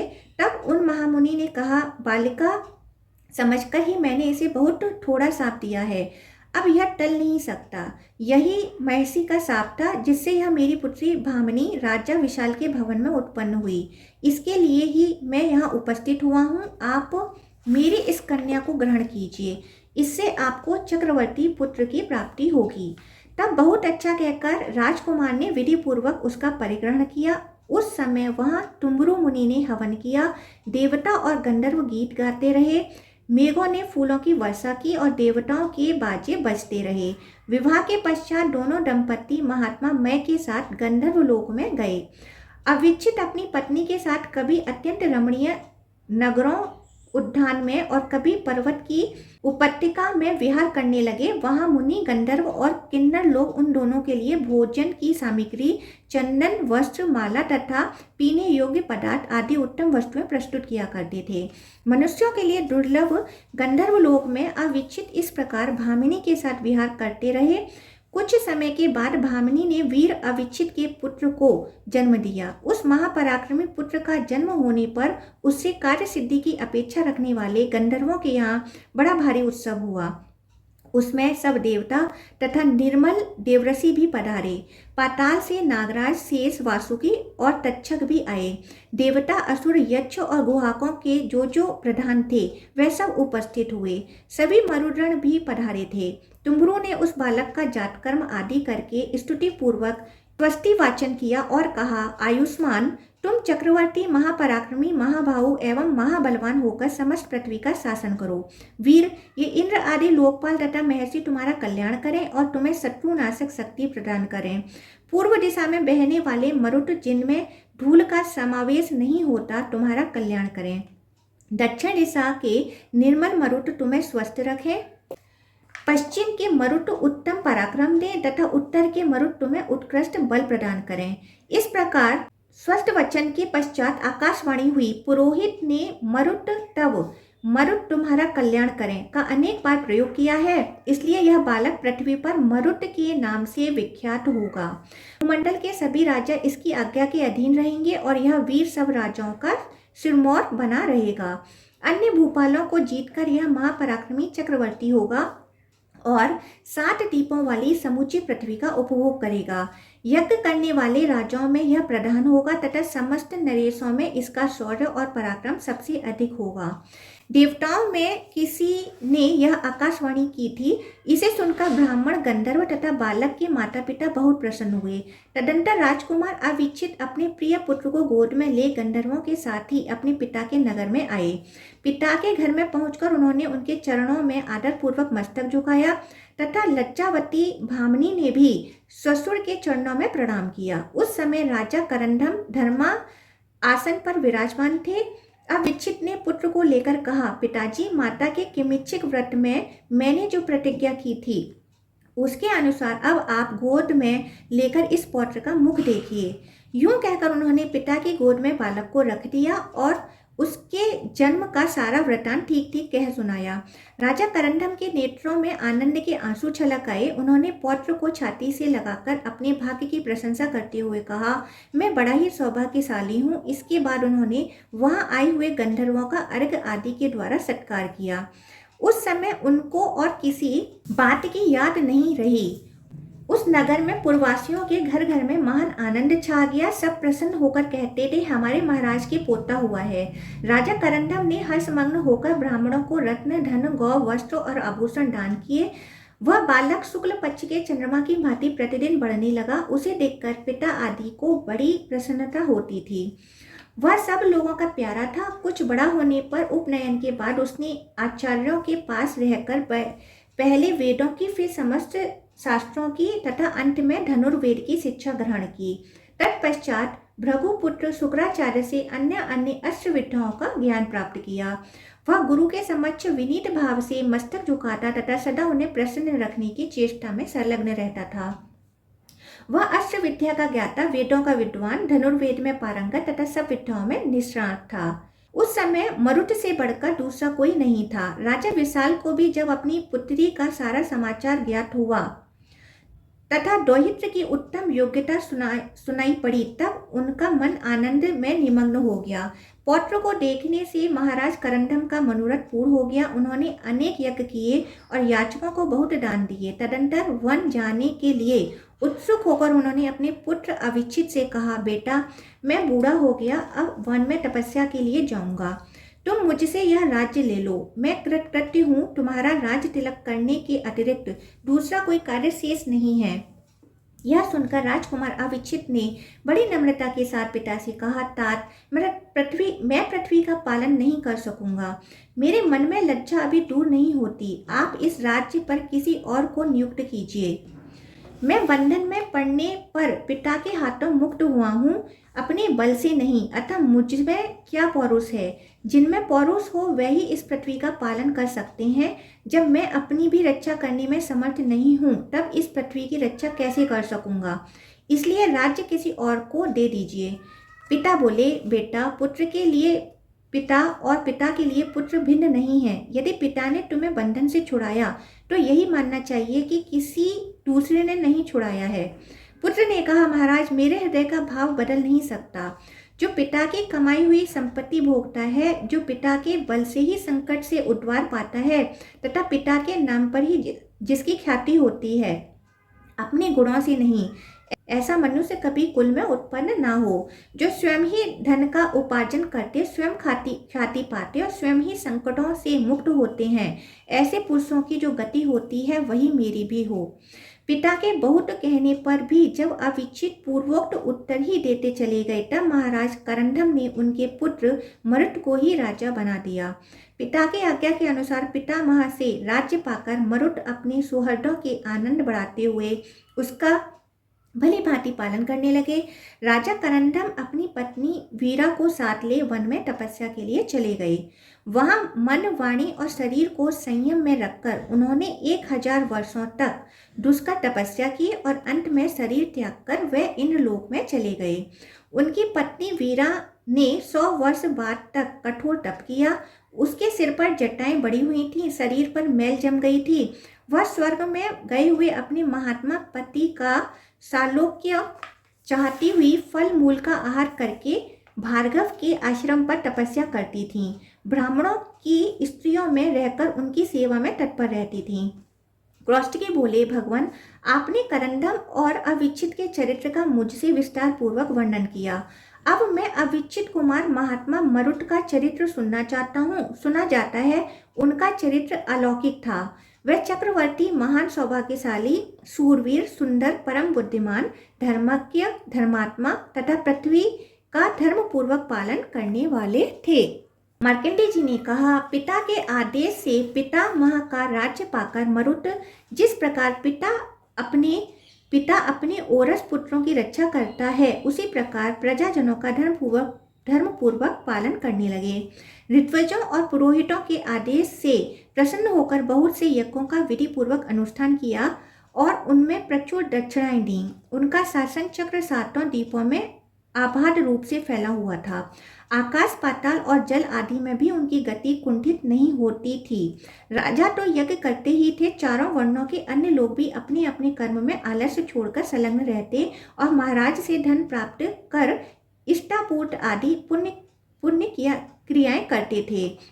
राजा मरुत ने 100 यज्ञ करके देवराज इंद्र को भी मात कर दिया। उनके पुरोहित अंगिरा नंदन शंभुतर्जी थे जो बृहस्पति जी के भाई एवं तपस्या के भंडार थे। मुंजवान नाम से प्रसिद्ध एक सोने का पर्वत था जहां देवता निवास करते थे। महाराज मरुत ने उसका शिखर तोड़कर गिरा दिया और उसे अपने यहाँ मंगा लिया। उसके द्वारा उन्होंने यज्ञ की सब सामग्री, भू विभाग और महल आदि सोने के ही बनवाए। सदा स्वाध्याय करने वाले महर्षि मरुत के चरित्र के विषय में सदा यह गाथा गाते रहते थे। महाराज मरुत के समान यजमान इस भूतल पर दूसरा कोई नहीं हुआ। जिनके यज्ञ में समस्त यज्ञ मंडप और महल सुवर्ण के ही बने थे, उसमें ब्राह्मण पर्याप्त दक्षिणा पाकर तृप्त हो गए। इंद्र आदि श्रेष्ठ देवता उसमें ब्राह्मणों को भोजन परोसने का काम करते थे। राजा मरुत के यज्ञ में जैसा समारोह था वैसा किस राजा के यज्ञ में हुआ है, जहां रत्नों से घर भरा रहने के कारण ब्राह्मणों ने दक्षिणा में मिला हुआ सारा सुवर्ण त्याग दिया। उस छोड़े हुए धन को पाकर कितने ही लोगों का मनोरथ पूरा हो गया और वे भी उसी धन से अपने अपने देश में पृथक पृथक अनेक यज्ञ करने लगे। मुनि श्रेष्ठ, इस प्रकार न्यायपूर्वक प्रजा का पालन करने वाले राजा मरुत के पास एक दिन कोई तपस्वी आया और इस प्रकार कहने लगा, महाराज, आपकी पितामही वीरा देवी ने तपस्वियों को मंडोमत सर्पों के विष से पीड़ित देख आपके पास यह संदेश दिया है। राजन, तुम्हारे पितामह स्वर्गवासी हो गए। मैं और वो मुनि के आश्रम पर रहकर तपस्या करती हूँ। मुझे तुम्हारे राज्य शासन में बहुत बड़ी त्रुटि दिखाई देती है। पाताल से सर्पों ने आकर यहाँ 10 मुनि कुमारों को डस लिया है तथा जलाशयों के जल को भी दूषित कर दिया है। ये पसीने, मूत्र और विष्ठा से हविष्य को दूषित कर देते हैं। यहाँ के महर्षि इन सबको भस्म कर डालने की शक्ति रखते हैं, किंतु किसी को दंड देने का अधिकार इनका नहीं है। इसके अधिकारी तो तुम ही हो। राजकुमारों को तभी तक भोग जनित सुख की प्राप्ति होती है जब तक उनके मस्तक पर राज्य अभिषेक का जल नहीं पड़ता। कौन मित्र है, कौन शत्रु है, मेरे शत्रु का बल कितना है, मैं कौन हूँ, मेरे मंत्री कौन है, मेरे पक्ष में कौन कौन से राजा हैं, वह मुझसे विरक्त हैं या अनुरक्त, शत्रुओं ने उन्हें फोड़ तो नहीं लिया है, शत्रु पक्ष के लोगों की भी क्या स्थिति है, मेरे इस नगर अथवा राज्य में कौन मनुष्य श्रेष्ठ है, कौन धर्म कर्म का आश्रय लेता है, कौन मूढ़ है तथा किसका बर्ताव उत्तम है, किसको दंड देना चाहिए, कौन पालन करने योग्य है, किन मनुष्यों पर सदा मुझे दृष्टि रखनी चाहिए, इन सब बातों पर सदा विचार करते रहना राजा का कर्तव्य है। देश काल की अवस्था पर दृष्टि रखने वाले राजा को उचित है कि वह सब और कोई गुप्तचर लगाए रखे। वह गुप्तचर परस्पर एक दूसरे से परिचित न हो, उनके द्वारा यह जानने की चेष्टा करे कि कोई राजा अपने साथ की हुई संधि को भंग तो नहीं करता। राजा अपने समस्त मंत्रियों पर भी गुप्तचर लगा दे। इन सब कार्यों में सदा मन लगाते हुए राजा अपना समय व्यतीत करे। उसे दिन रात भोगा आसक्त नहीं होना चाहिए। भूपाल, राजाओं का शरीर भोग भोगने के लिए नहीं होता, वह तो पृथ्वी और स्वधर्म के पालन पूर्वक भारी क्लेश सहन करने के लिए मिलता है।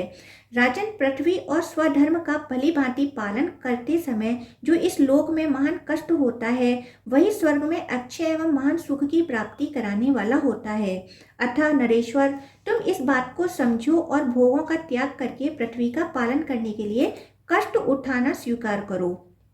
तुम्हारे शासन काल में ऋषियों को सर्पों की ओर से जो भारी संकट प्राप्त हुआ है उसे तुम नहीं जानते। मालूम होता है तुम गुप्तचर रूपी नेत्र से अंधे हो। अधिक कहने का क्या लाभ। तुम दुष्टों को दंड दो और सज्जन पुरुषों का पालन करो। इससे तुम प्रजा के धर्म के छठे अंश के भागी हो सकोगे। यदि तुम प्रजाजनों की रक्षा नहीं करोगे तो दुष्ट लोग उद्दंडतावश जो कुछ भी पाप करेंगे वह सब तुम्ही को भोगना पड़ेगा, इसमें तनिक भी संदेह नहीं है। अब तुम्हारी जैसी इच्छा हो वह करो। महाराज, आपकी पितामही ने जो कुछ कहा था वह सब मैंने सुना दिया। अब आपकी जैसी रुचि हो वैसा करें। तपस्वी की यह बात सुनकर राजा मरुत को बड़ी लज्जा हुई। सचमुच ही मैं गुप्तचर रूपी नेत्र से अंधा हूँ, मुझे धिक्कार है। यूं कहकर लंबी सांस ले उन्होंने धनुष उठाया और तुरंत ही औरव के आश्रम पर पहुंचकर अपनी पितामही वीरा को तथा अन्य अन्य तपस्वी महात्माओं को प्रणाम किया। उन सबने आशीर्वाद देकर राजा का अभिनंदन किया। तत्पश्चात सर्पों के काटने से मरकर पृथ्वी पर पड़े हुए 7 तपस्वियों को देख उन सबके सामने मरुत ने बारंबार अपनी निंदा की और कहा, मेरे पराक्रम की अवहेलना करके ब्राह्मणों के साथ द्वेष करने वाले दुष्ट सर्पों की मैं जो दुर्दशा करूंगा उसे देवता, असुर और मनुष्यों सहित संपूर्ण संसार देखे। यूं कहकर राजा ने कुपित हो पाताल लोक निवासी संपूर्ण नागों का संहार करने के लिए संवर्तक नामक अस्त्र उठाया। तब उस महान अस्त्र के तेज से सारा नागलोक सब ओर से सहसा जल उठा। उस समय जो घबराहट हुई उसमें नागों के मुख से हा तात, हा माता, हा वत्स की पुकार सुनाई देती थी। किन्हीं के पूंछ जलने लगे और किन्हीं के फन।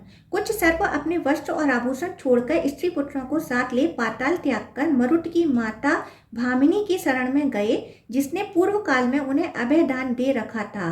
भामिनी के पास पहुंचकर भय से व्याकुल हुए समस्त सर्पों ने प्रणाम पूर्वक गदगद वाणी में कहा, वीर जननी, आज से पहले रसातल में हम लोगों ने जो आपका सत्कार किया था और आपने हमें अभय दान दिया, उसके पालन का यह समय आ पहुंचा है। हमारी रक्षा कीजिए। यशस्विनी, आपके पुत्र मरुत अपने अस्त्र के तेज से हम लोगों को दग्ध कर रहे हैं। इस समय आपके सिवा और कोई हमें शरण देने वाला नहीं है। आप हम पर कृपा कीजिए।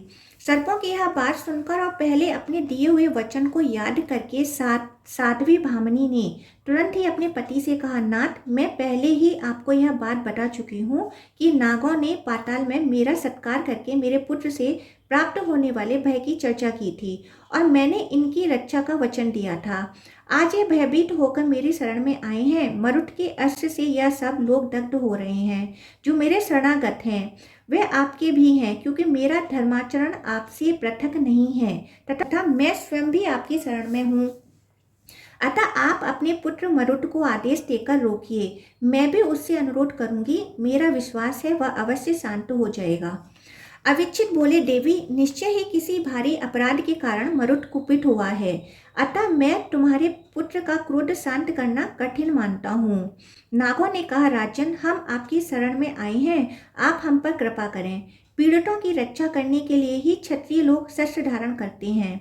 शरण चाहने वाले नागों की यह बात सुनकर तथा पत्नी के प्रार्थना करने पर महायशस्वी अविच्छित ने कहा, मैं तुरंत चलकर नागों की रक्षा के लिए तुम्हारे पुत्र से कहता हूँ, क्योंकि शरणागतों का त्याग करना उचित नहीं है। यदि राजा मरुत मेरे कहने से अपने शस्त्रों को नहीं लौटाएंगे तो मैं अपने अस्त्रों से उसके अस्त्र का निवारण करूंगा। यह कहकर क्षत्रियों में श्रेष्ठ अविच्छित धनुष ले अपनी स्त्री के साथ तुरंत ही और वो मुनि के आश्रम पर गए। वहां पहुंचकर अविच्छित ने देखा भामिनी का पुत्र अपने हाथ में एक श्रेष्ठ धनुष लिए हुए है। उसका अस्त्र बड़ा ही भयानक है। उसकी ज्वाला से समस्त दिशाएं व्याप्त हो रही हैं। वह अपने अस्त्र से आग उगल रहा है जो समस्त भूमंडल को जलाती हुई पाताल के भीतर पहुंच गई है। वह अग्नि अत्यंत भयानक और अस रहा है। राजा मरुत को भौएं टेढ़ी किए खड़ा देख अविच्छित ने कहा, मरुत, क्रोध न करो, अपने अस्त्र को लौटा लो। यह बात उन्होंने बार बार कही और इतनी शीघ्रता से कही कि उतावली के कारण कितने ही अक्षरों का उच्चारण नहीं हो पाता था। पिता की बात सुनकर और बारंबार उन्हें देखकर हाथ में धनुष लिए मरुत ने माता और पिता दोनों को प्रणाम किया और इस प्रकार उत्तर दिया, पिताजी, मेरा शासन होते हुए भी सर्पों ने मेरे बल की अवहेलना करके भारी अपराध किया है।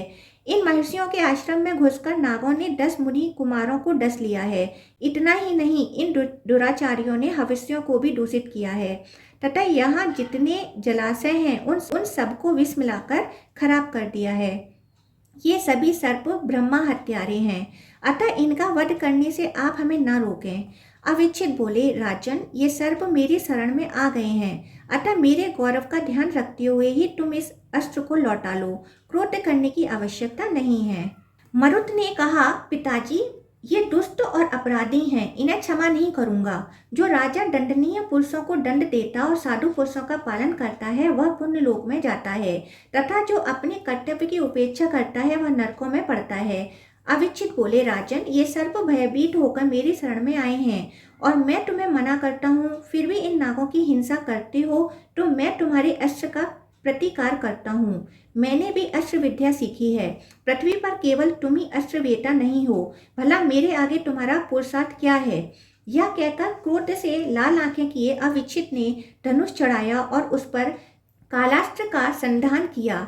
फिर तो समुद्र और पर्वतों सहित समूची पृथ्वी जो संवट अस्त्र से संतप्त हो रही थी, कालास्त्र का संधान होते ही कांप उठी। मरुत ने भी पिता द्वारा उठाए हुए कालास्त्र को देखकर कहा, तात, मैंने तो दुष्टों को दंड देने के लिए यह अस्त्र उठाया है, आपका वध करने के लिए नहीं। फिर आप मुझ पर कालास्त्र का प्रयोग क्यों करते हैं? महाभाग, मुझे प्रजाजनों का पालन करना है, आप क्यों मेरा वध करने के लिए अस्त्र उठाते हैं? अविच्छित बोले, हम शरणागतों की रक्षा करने पर तुल गए हैं और तुम इसमें विघ्न डालने वाले हो, अतः मैं तुम्हें जीवित नहीं छोड़ूंगा। जो शरण में आए हुए पीड़ित मनुष्यों पर, वह शत्रु पक्ष का ही क्यों न हो, दया नहीं दिखाता। उस पुरुष के जीवन को धिक्कार है। मैं क्षत्रिय हूँ, यह भयभीत होकर मेरी शरण में आए हैं और तुम ही इनके अपकारी हो, फिर तुम्हारा वध क्यों न किया जाए? मरुत ने कहा, मित्र, बांधव, पिता अथवा गुरु भी यदि प्रजा पालन में विघ्न डाले तो राजा के द्वारा वह मार डालने योग्य है। अतः पिताजी, मैं आप पर प्रहार करूंगा, आप मुझ पर क्रोध न कीजिएगा। मुझे अपने धर्म का पालन मात्र करना है, आप पर मेरा रत्ती भर भी क्रोध नहीं है। उन दोनों को एक दूसरे का वध करने के लिए दृढ़ संकल्प देख भार्गव आदि मुनि बीच में आ पड़े और मरुत से बोले, तुम्हें अपने पिता पर हथियार चलाना उचित नहीं है। फिर अविच्छित से बोले, आपको भी अपने विख्यात पुत्र का वध नहीं करना चाहिए। मरुत ने कहा, ब्राह्मणों, मैं राजा हूँ, मुझे दुष्टों का वध और साधु पुरुषों की रक्षा करनी है। ये सर्प लोग दुष्ट हैं, अतः मेरा इसमें क्या अपराध है? अविच्छित बोले, मुझे शरणागतों की रक्षा करनी है और यह उन्हीं शरणागतों का वध करता है, अतः मेरा पुत्र होने पर भी अपराधी है।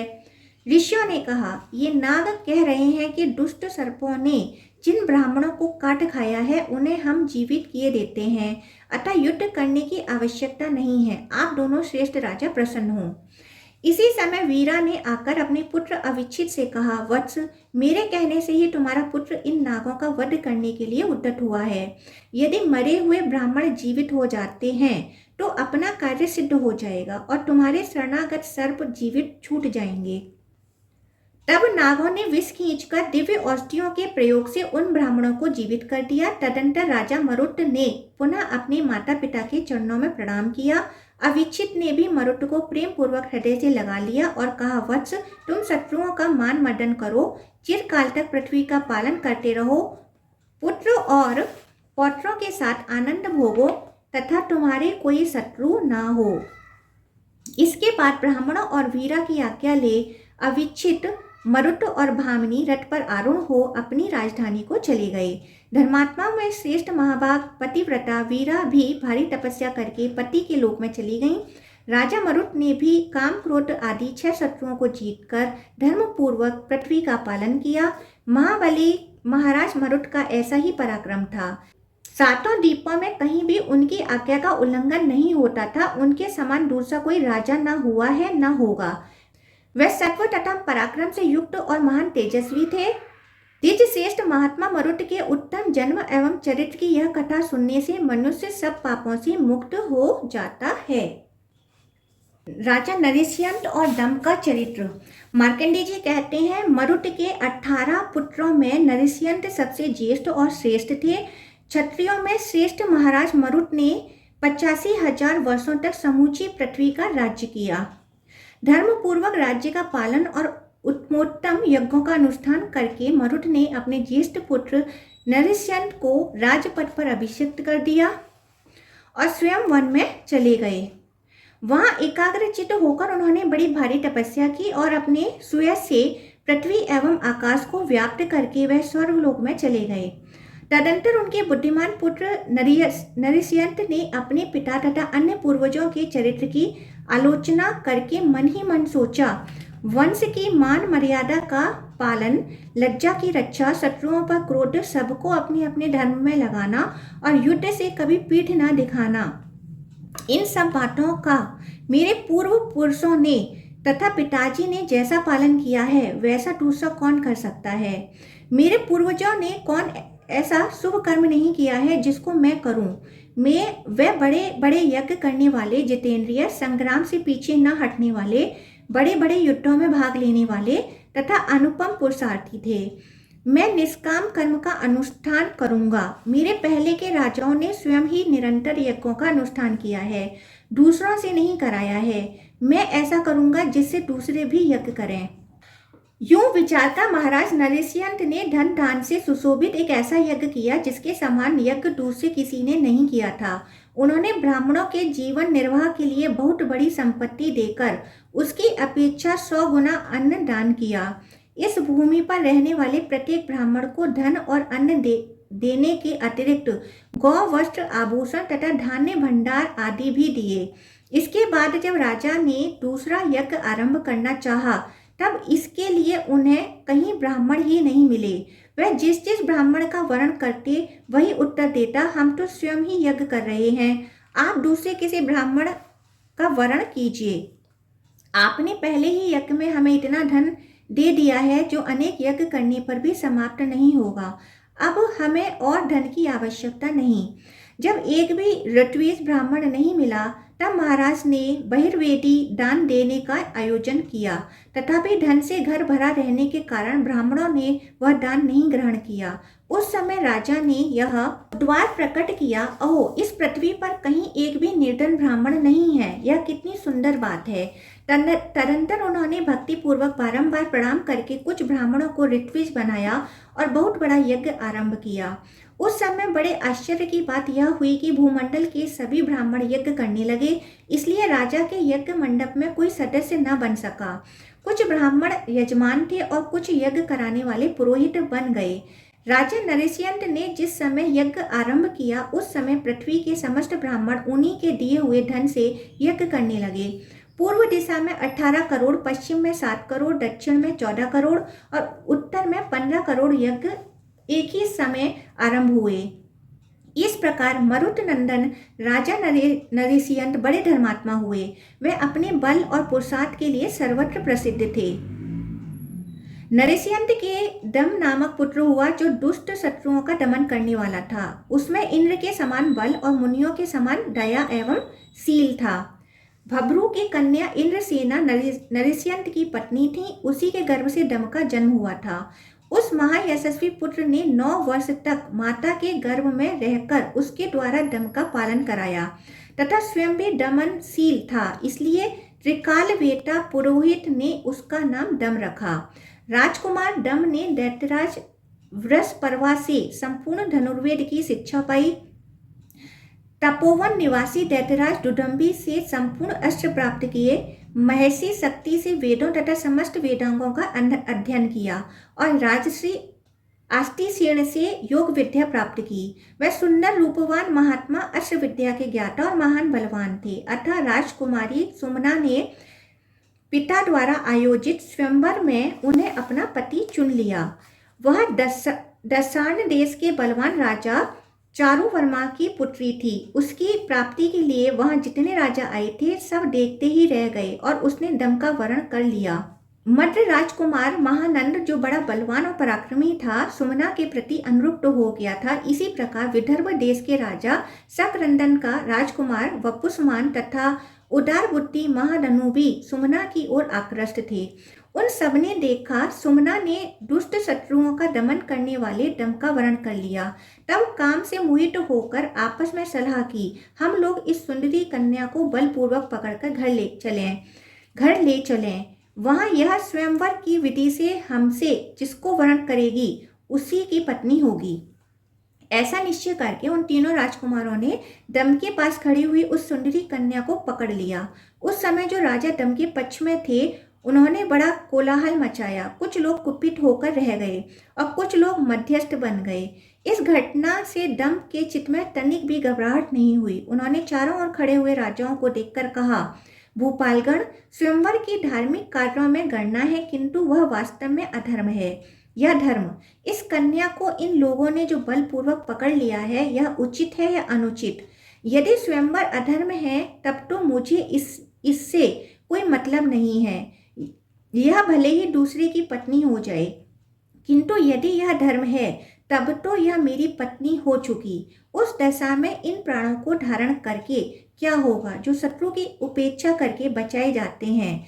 तब दशान नरेश चारुवर्मा ने कोलाहल शांत कराकर सभासदों से पूछा, राजाओं, दम ने जो यह धर्म और अधर्म से संबंध रखने वाली बात पूछी है, इसका उत्तर आप लोग दें, जिससे इनके और मेरे धर्म का लोप न हो। तब कुछ राजाओं ने कहा, परस्पर अनुराग होने पर गांधर्व विवाह का विधान है, परंतु यह क्षत्रियों के लिए ही विहित है, वैश्य, शूद्र और ब्राह्मणों के लिए नहीं। दम का वरण कर लेने से आपकी इस कन्या का गांधर्व विवाह संपन्न हो गया। इस प्रकार धर्म की दृष्टि से आपकी पुत्री दम की पत्नी हो चुकी। जो मोहवश इसके विपरीत आचरण करता है वह काम आ सकते हैं। यह सुनकर दम के नेत्र क्रोध से लाल हो गए। उन्होंने धनुष को चढ़ाया और यह वचन कहा, यदि मेरी पत्नी मेरे देखते देखते बलवान राजाओं के द्वारा हर ली जाए तो मुझ जैसे नपुंसक के उत्तम कुल से तथा इन दोनों भुजाओं से क्या लाभ हुआ। उस दशा में तो मेरे अस्त्रों को, शौर्य को, बाणों को, धनुष को तथा महात्मा मरुत के कुल में प्राप्त हुए जन को भी धिक्कार है। यूं कहकर दम ने महानंद आदि समस्त शत्रुओं से कहा, भूपालों, यह बाला अत्यंत सुंदरी और कुलीन है। यह जिसकी पत्नी नहीं हुई उसका जन्म लेना व्यर्थ है। यह विचार कर तुम लोग युद्ध में इस प्रकार यत्न करो जिससे युद्ध में मुझे परास्त करके इसे अपनी पत्नी बना सको। यह कहकर राजकुमार दम ने वहां बाणों की बौछार आरंभ की। जैसे अंधकार वृक्षों को ढक देता है, उसी प्रकार दम ने उन राजाओं को बाणों से आच्छादित कर दिया। वे भी वीर थे, अतः बाण, शक्ति, रिष्टि तथा मुद्राओं की वर्षा करने लगे, किंतु दम ने उनके चलाए हुए सब हथियारों को खेल खेल में ही काट डाला। तब महापराक्रमी महानंद वहां आ पहुंचा और उनके साथ युद्ध करने लगा। तब दम ने उनकी छाती में एक कालाग्नि के समान भयंकर बाण मारा। उससे उसकी छाती विदीर्ण हो गई, तो भी उसने उस बाण को खींचकर निकाल दिया और दम के ऊपर चमचमाती हुई तलवार फेंकी। उसे उल्का के समान अपनी ओर आते देख दम ने शक्ति के प्रहार से काट डाला और वेटस पत्र नामक बाण से महानंद का मस्तक धड़ से अलग कर दिया। महानंद के मारे जाने पर अधिकांश राजा पीठ दिखाकर भाग गए। केवल कुंडिनपुर का स्वामी वपुष्मान डटा रहा और दम के साथ युद्ध करने लगा। युद्ध करते समय उसकी भयंकर तलवार को दम ने बड़ी फुर्ती से काट दिया तथा उसके सारथी के मस्तक और ध्वजा को भी काट गिराया। तलवार कट जाने पर वपुष्मान ने एक गदा उठाई जिसमें बहुत सी कांटियां गड़ी हुई थीं, किंतु दम ने उसको भी उसके हाथ में ही काट डाला। फिर वपुष्मान जो ही कोई श्रेष्ठ आयुध हाथ में लेने लगा, त्यों ही दम ने उसे बाणों से बींध कर पृथ्वी पर गिरा दिया। पृथ्वी पर गिरते ही उसका सारा शरीर व्याकुल हो गया, वह थर थर कांपने लगा। अब युद्ध करने का उसका विचार न रहा। उसको इस अवस्था में देखकर दम ने जीवित छोड़ दिया और प्रसन्नचित्त हो सुमना को साथ ले वहां से चल दिया। तब दशान देश के राजा चारुवर्मा ने प्रसन्न होकर दम और सुमना का विधि पूर्वक विवाह कर दिया। तदंतर कुछ काल ठहरने के पश्चात दम अपनी स्त्री सहित अपने घर को चले गए। दशान राज ने भी बहुत से हाथी, घोड़े, रथ, गौ, खच्चर, ऊंट, दास दासियां, वस्त्र, आभूषण और धनुष आदि श्रेष्ठ सामग्री तथा बहुत से बर्तन दहेज में देकर वर वधू को विदा किया। महामुनि दम सुमना को पत्नी रूप में पाकर बड़े प्रसन्न थे। घर आकर उन्होंने माता पिता के चरणों में प्रणाम किया। सुमना ने भी सास ससुर के चरणों में मस्तक झुकाया। तब उन दोनों ने भी आशीर्वाद देकर नव दंपत्ति का अभिनंदन किया। फिर तो नरेशयंत के नगर में बड़ा भारी उत्सव मनाया गया। दशान राज संबंधी हुए और बहुत से राजा पुत्र के हाथों युद्ध में परास्त हो गए। यह सुनकर महाराज नरेशयंत बहुत प्रसन्न हुए। दशान राजकुमारी सुमना दम के साथ बहुत समय तक विहार करती रही। फिर उसने गर्भ धारण किया। राजा नरेशयंत भी सब भोगों को भोग कर वृद्धावस्था में पहुंच चुके थे, इसलिए वह दम को राजपद पर अभिषिक्त करके स्वयं वन में चले गए। उनकी यशस्विनी पत्नी इंद्रसेना ने भी उनका ही अनुसरण किया। नरेशयंत वहां वानप्रस्थ के नियमों का पालन करते हुए रहने लगे। एक दिन दक्षिण देश का दुराचारी राजकुमार वपुष्मान, जो शकरंदन का पुत्र था, थोड़ी सी सेना साथ ले वन में शिकार खेलने के लिए गया। उसने तपस्वी नरेशयंत तथा उसकी पत्नी इंद्रसेना को तपस्या से अत्यंत दुर्बल देखकर पूछा, आप वानप्रस्थ आश्रम में स्थित ब्राह्मण, क्षत्रिय अथवा वैश्य हैं, मुझे बताइए। राजा नरसिंह ने मौन व्रत धारण कर लिया था, इसलिए उन्होंने कुछ उत्तर नहीं दिया, किंतु उनकी पत्नी इंद्रसेना ने सब बातें सच सच बता दी। परिचय पाकर वपुष्मान ने सोचा, अब तो मैं अपने शत्रु के पिता को पा गया हूँ। यह विचार कर उसने कुपित हो नरसिंह की जटा पकड़ ली। इंद्रसेना आंसू बहाती हुई कंठ से रोने और हाहाकार करने लगी। वपुष्मान ने म्यान से तलवार निकाली और यह बात कही, जिसने युद्ध में मुझे परास्त किया और मेरी सुमना को हर लिया, उस दम के पिता को आज मैं मार डालूंगा। अब वह आकर इनकी रक्षा करे। यूं कहकर उस दुराचारी ने इंद्रसेना को रोती बिलखती छोड़ नरसिंह का मस्तक काट डाला। तब समस्त मुनि तथा अन्य वनवासी भी उसे धिक्कारने लगे। वपुष्मान अपने नगर को लौट गया। उसके चले जाने पर इंद्रसेना ने एक शूद्र तपस्वी को अपने पुत्र के पास भेजा और कहा, तुम शीघ्र जाकर मेरे पुत्र से यह सब हाल कहो। मेरा संदेश इस प्रकार कहना, महाराज इस प्रकार तिरस्कार पूर्ण हिंसा देखकर मैं बहुत दुखी हूँ। राजा होने का अधिकार उसी को है जो चारों वर्णों और आश्रमों की रक्षा करे। तुम जो तपस्वियों की रक्षा नहीं करते, क्या यही तुम्हारे लिए उचित है? तुम्हारे महाराज नरसिंह के विषय में यह बात प्रसिद्ध हो गई है कि बिना किसी अपराध के उनके केस पकड़कर वपुष्मान ने उनकी हत्या की। ऐसी स्थिति में तुम वही कार्य करो जिससे तुम्हारे धर्म का लोप न हो। इससे आगे मुझे कुछ नहीं कहना है, क्योंकि मैं तपस्विनी हूँ। तुम्हारे मंत्री वीर तथा सब शास्त्रों के ज्ञाता हैं। उन सबके साथ विचार करके इस समय जो करना उचित हो वह करो। अपने पिता शक्ति को राक्षस के हाथ से मारा गया सुनकर महर्षि पाराशर ने समस्त राक्षस कुल को अग्निकुंड में होम कर भस्म कर दिया था। मैं तो ऐसा मानती हूँ कि तुम्हारे पिता नहीं, तुम मारे गए। उनके ऊपर नहीं, तुम्हारे ऊपर वह तलवार गिरी है। यह तुम्हारी ही मर्यादा का उल्लंघन किया गया है। अब तुम्हें भ्रातृ कुटुंब और बंधु बांधवों सहित वपुष्मान के प्रति जो बर्ताव करना उचित हो वह करो। इस प्रकार संदेश दे इंद्रसेना ने शूद्र तपस्वी को विदा दे किया और स्वयं पति के शरीर को गोद में ले वे अग्नि में प्रवेश कर गईं। इंद्रसेना की आज्ञा के अनुसार शूद्र तापस ने वहां जाकर दम से उनके पिता के मारे जाने का सब समाचार कहा। यह सुनकर दम क्रोध से जल उठा, जैसे घी डालने पर आग प्रज्वलित हो उठती है। उसी प्रकार दम क्रोधाग्नि से जलते हुए हाथ से हाथ मलने लगे और इस प्रकार बोले, अहो मुझ पुत्र के जीते जी उस नृशंस वपुष्मान ने मेरे पिता को अनाथ की भांति मार डाला और इस प्रकार मेरे कुल का अपमान किया। यदि मैं बैठकर शोक मनाऊं या क्षमा कर दूं तो यह मेरी नपुंसकता है। दुष्टों का दमन और साधु पुरुषों का पालन यही मेरा कर्तव्य है। मेरे पिता को मारा गया देखकर भी यदि शत्रु जीवित है तो अब हाथ तात कहकर बहुत अधिक विलाप करने से क्या होगा। इस समय जो करना आवश्यक है वही मैं करूँगा। उस कायर पापी दुष्ट दक्षिण देश निवासी शत्रु को युद्ध में मारकर संपूर्ण पृथ्वी का राज्य भोगूंगा। यदि उसे न मार सका तो स्वयं ही अग्नि में प्रवेश कर जाऊंगा। यदि देवराज इंद्र हाथ में वज्र लिए स्वयं ही इस युद्ध में पधारें, भयंकर दंड लिए साक्षात यमराज भी कुपित होकर आ जाएं, कुबेर, वरुण और सूर्य भी वपुष्मान की रक्षा का यत्न करें, तो भी मैं अपने तीखे बाणों से उसका वध कर डालूंगा।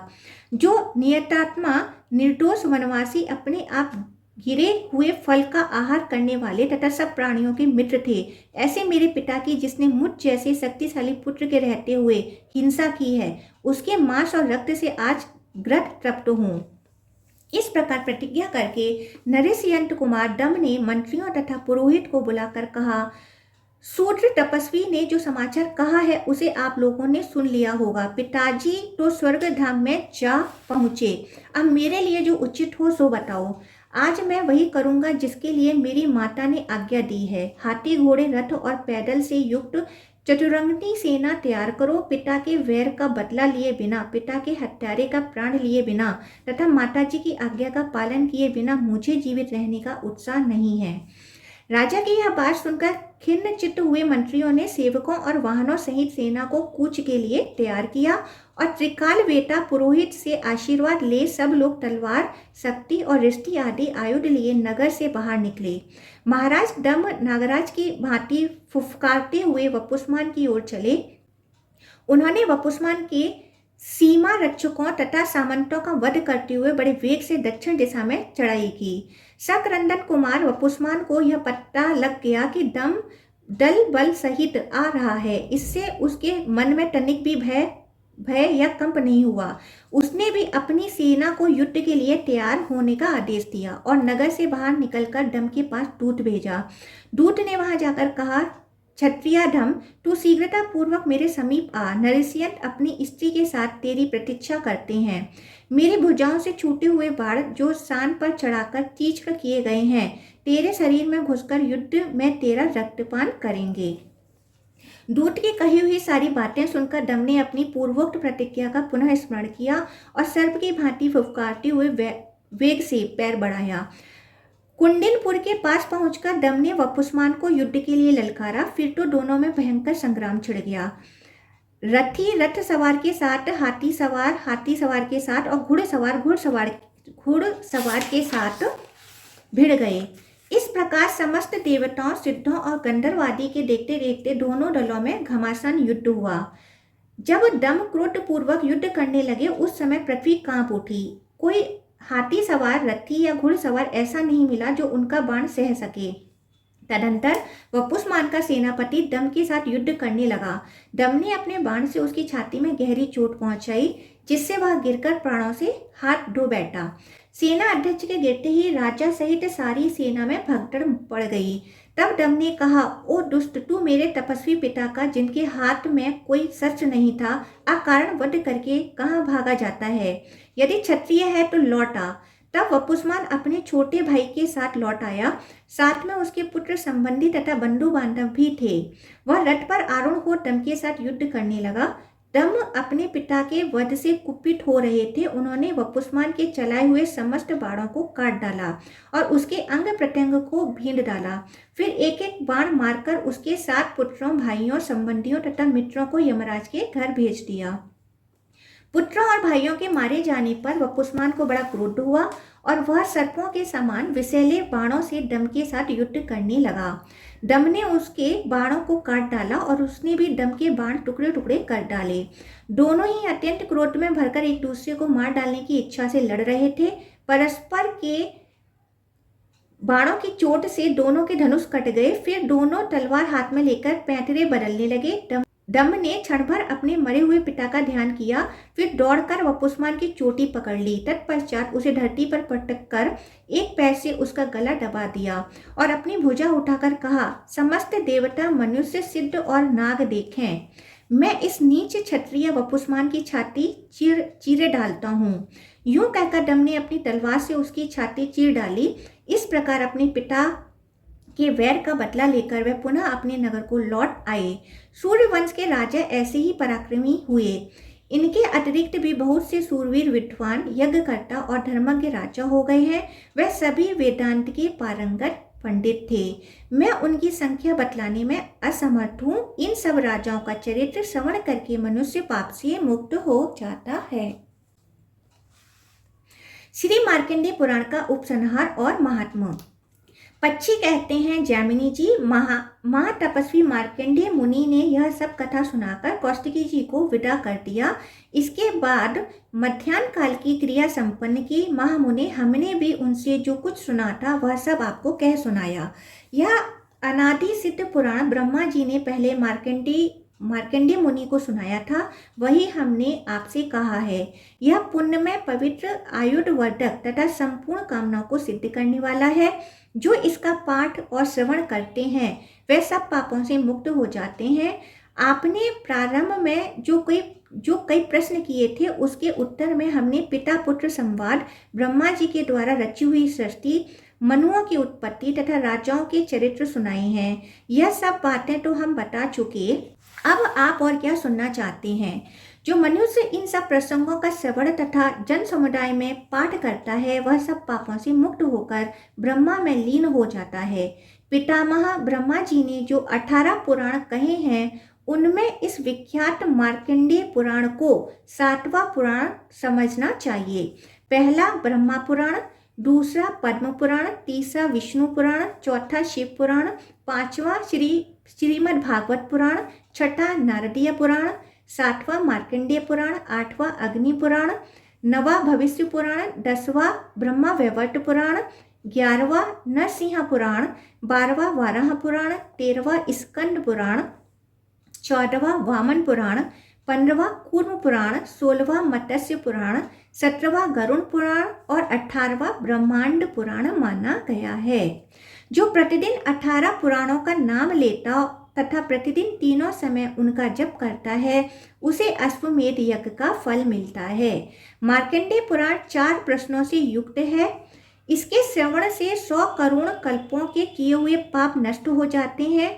ब्रह्मा हत्या आदि पाप तथा अन्य अशुभ इसके श्रवण से उसी प्रकार नष्ट होते हैं जैसे हवा का झोंका लगने से रुई उड़ जाती है। इसके श्रवण से पुष्कर तीर्थ में स्नान करने का पुण्य प्राप्त होता है।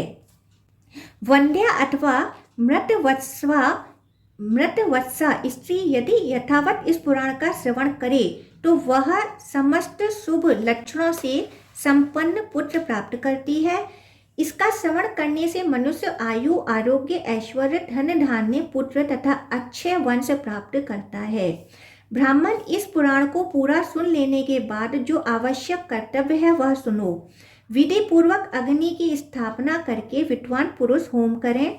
पुराण स्वरूप भगवान गोविंद का हृदय कमल में ध्यान करके गंध, पुष्प, माला, वस्त्र तथा नैवेद्य आदि के द्वारा पूजन करें। वाचक की पत्नी सहित पूजा करें। तत्पश्चात उन्हें दूध देने वाली सवत्सा गौ, खेती से भरी हुई भूमि, सुवर्ण और चांदी आदि वस्तुएं यथाशक्ति दान करनी चाहिए। राजाओं को उचित है कि उन्हें ग्राम आदि तथा सवारी भी दें। वाचकों को संतुष्ट करके उसके द्वारा स्वस्ति कहलाएं। जो वाचक की पूजा न करके एक श्लोक भी सुनता है वह उसके पुण्य का भागी नहीं होता। विद्वानों ने उसे शास्त्रोच्चर कहा है। मार्कंडेय पुराण की समाप्ति पर भारी उत्सव कराएं और सब पापों से मुक्त होने के लिए दूध देने वाली गौ दान करें। साथ ही सब पत्नीक ब्राह्मणों को वस्त्र, रत्न, कुंडल, अंगा, पगड़ी, ओढ़ने बिछौने आदि सहित सैया, जूता, कमंडलू, सोने की अंगूठी, सप्त धान्य, भोजन के लिए कांसे की थाली और घृत पात्र दान करें। ऐसा करने से मनुष्य कृतकृत्य हो जाता है।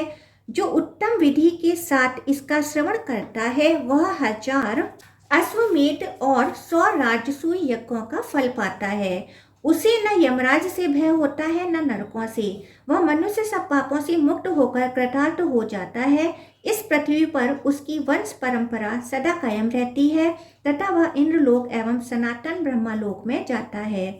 वहां से पुनः च्युत होकर मनुष्य योनि में उसे नहीं आना पड़ता। इस पुराण के श्रवण से ही मनुष्य परम योग प्राप्त कर लेता है।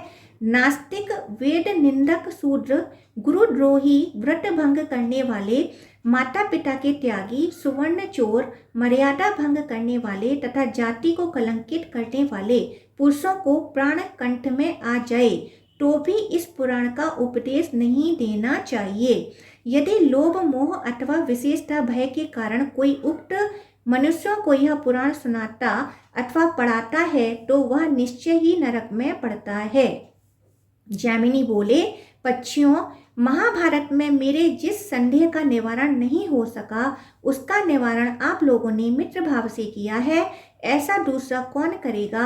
आप लोग दीर्घायु, निरोग तथा उत्तम वृत्ति से युक्त हो। सांख्य योग में आपकी बुद्धि अविचल भाव से स्थित रहे। पिता के शाप जनित दोष से जो आपके मन में दुख रहता है वह दूर हो जाए। यूं कहकर महाभाग जैमिनी उन श्रेष्ठ पक्षियों की प्रशंसा करके अपने आश्रम पर चले गए। वह उन पक्षियों द्वारा किए हुए परम उदार उपदेश का सदा चिंतन करने लगे। श्री मार्कंडेय पुराण संपूर्ण।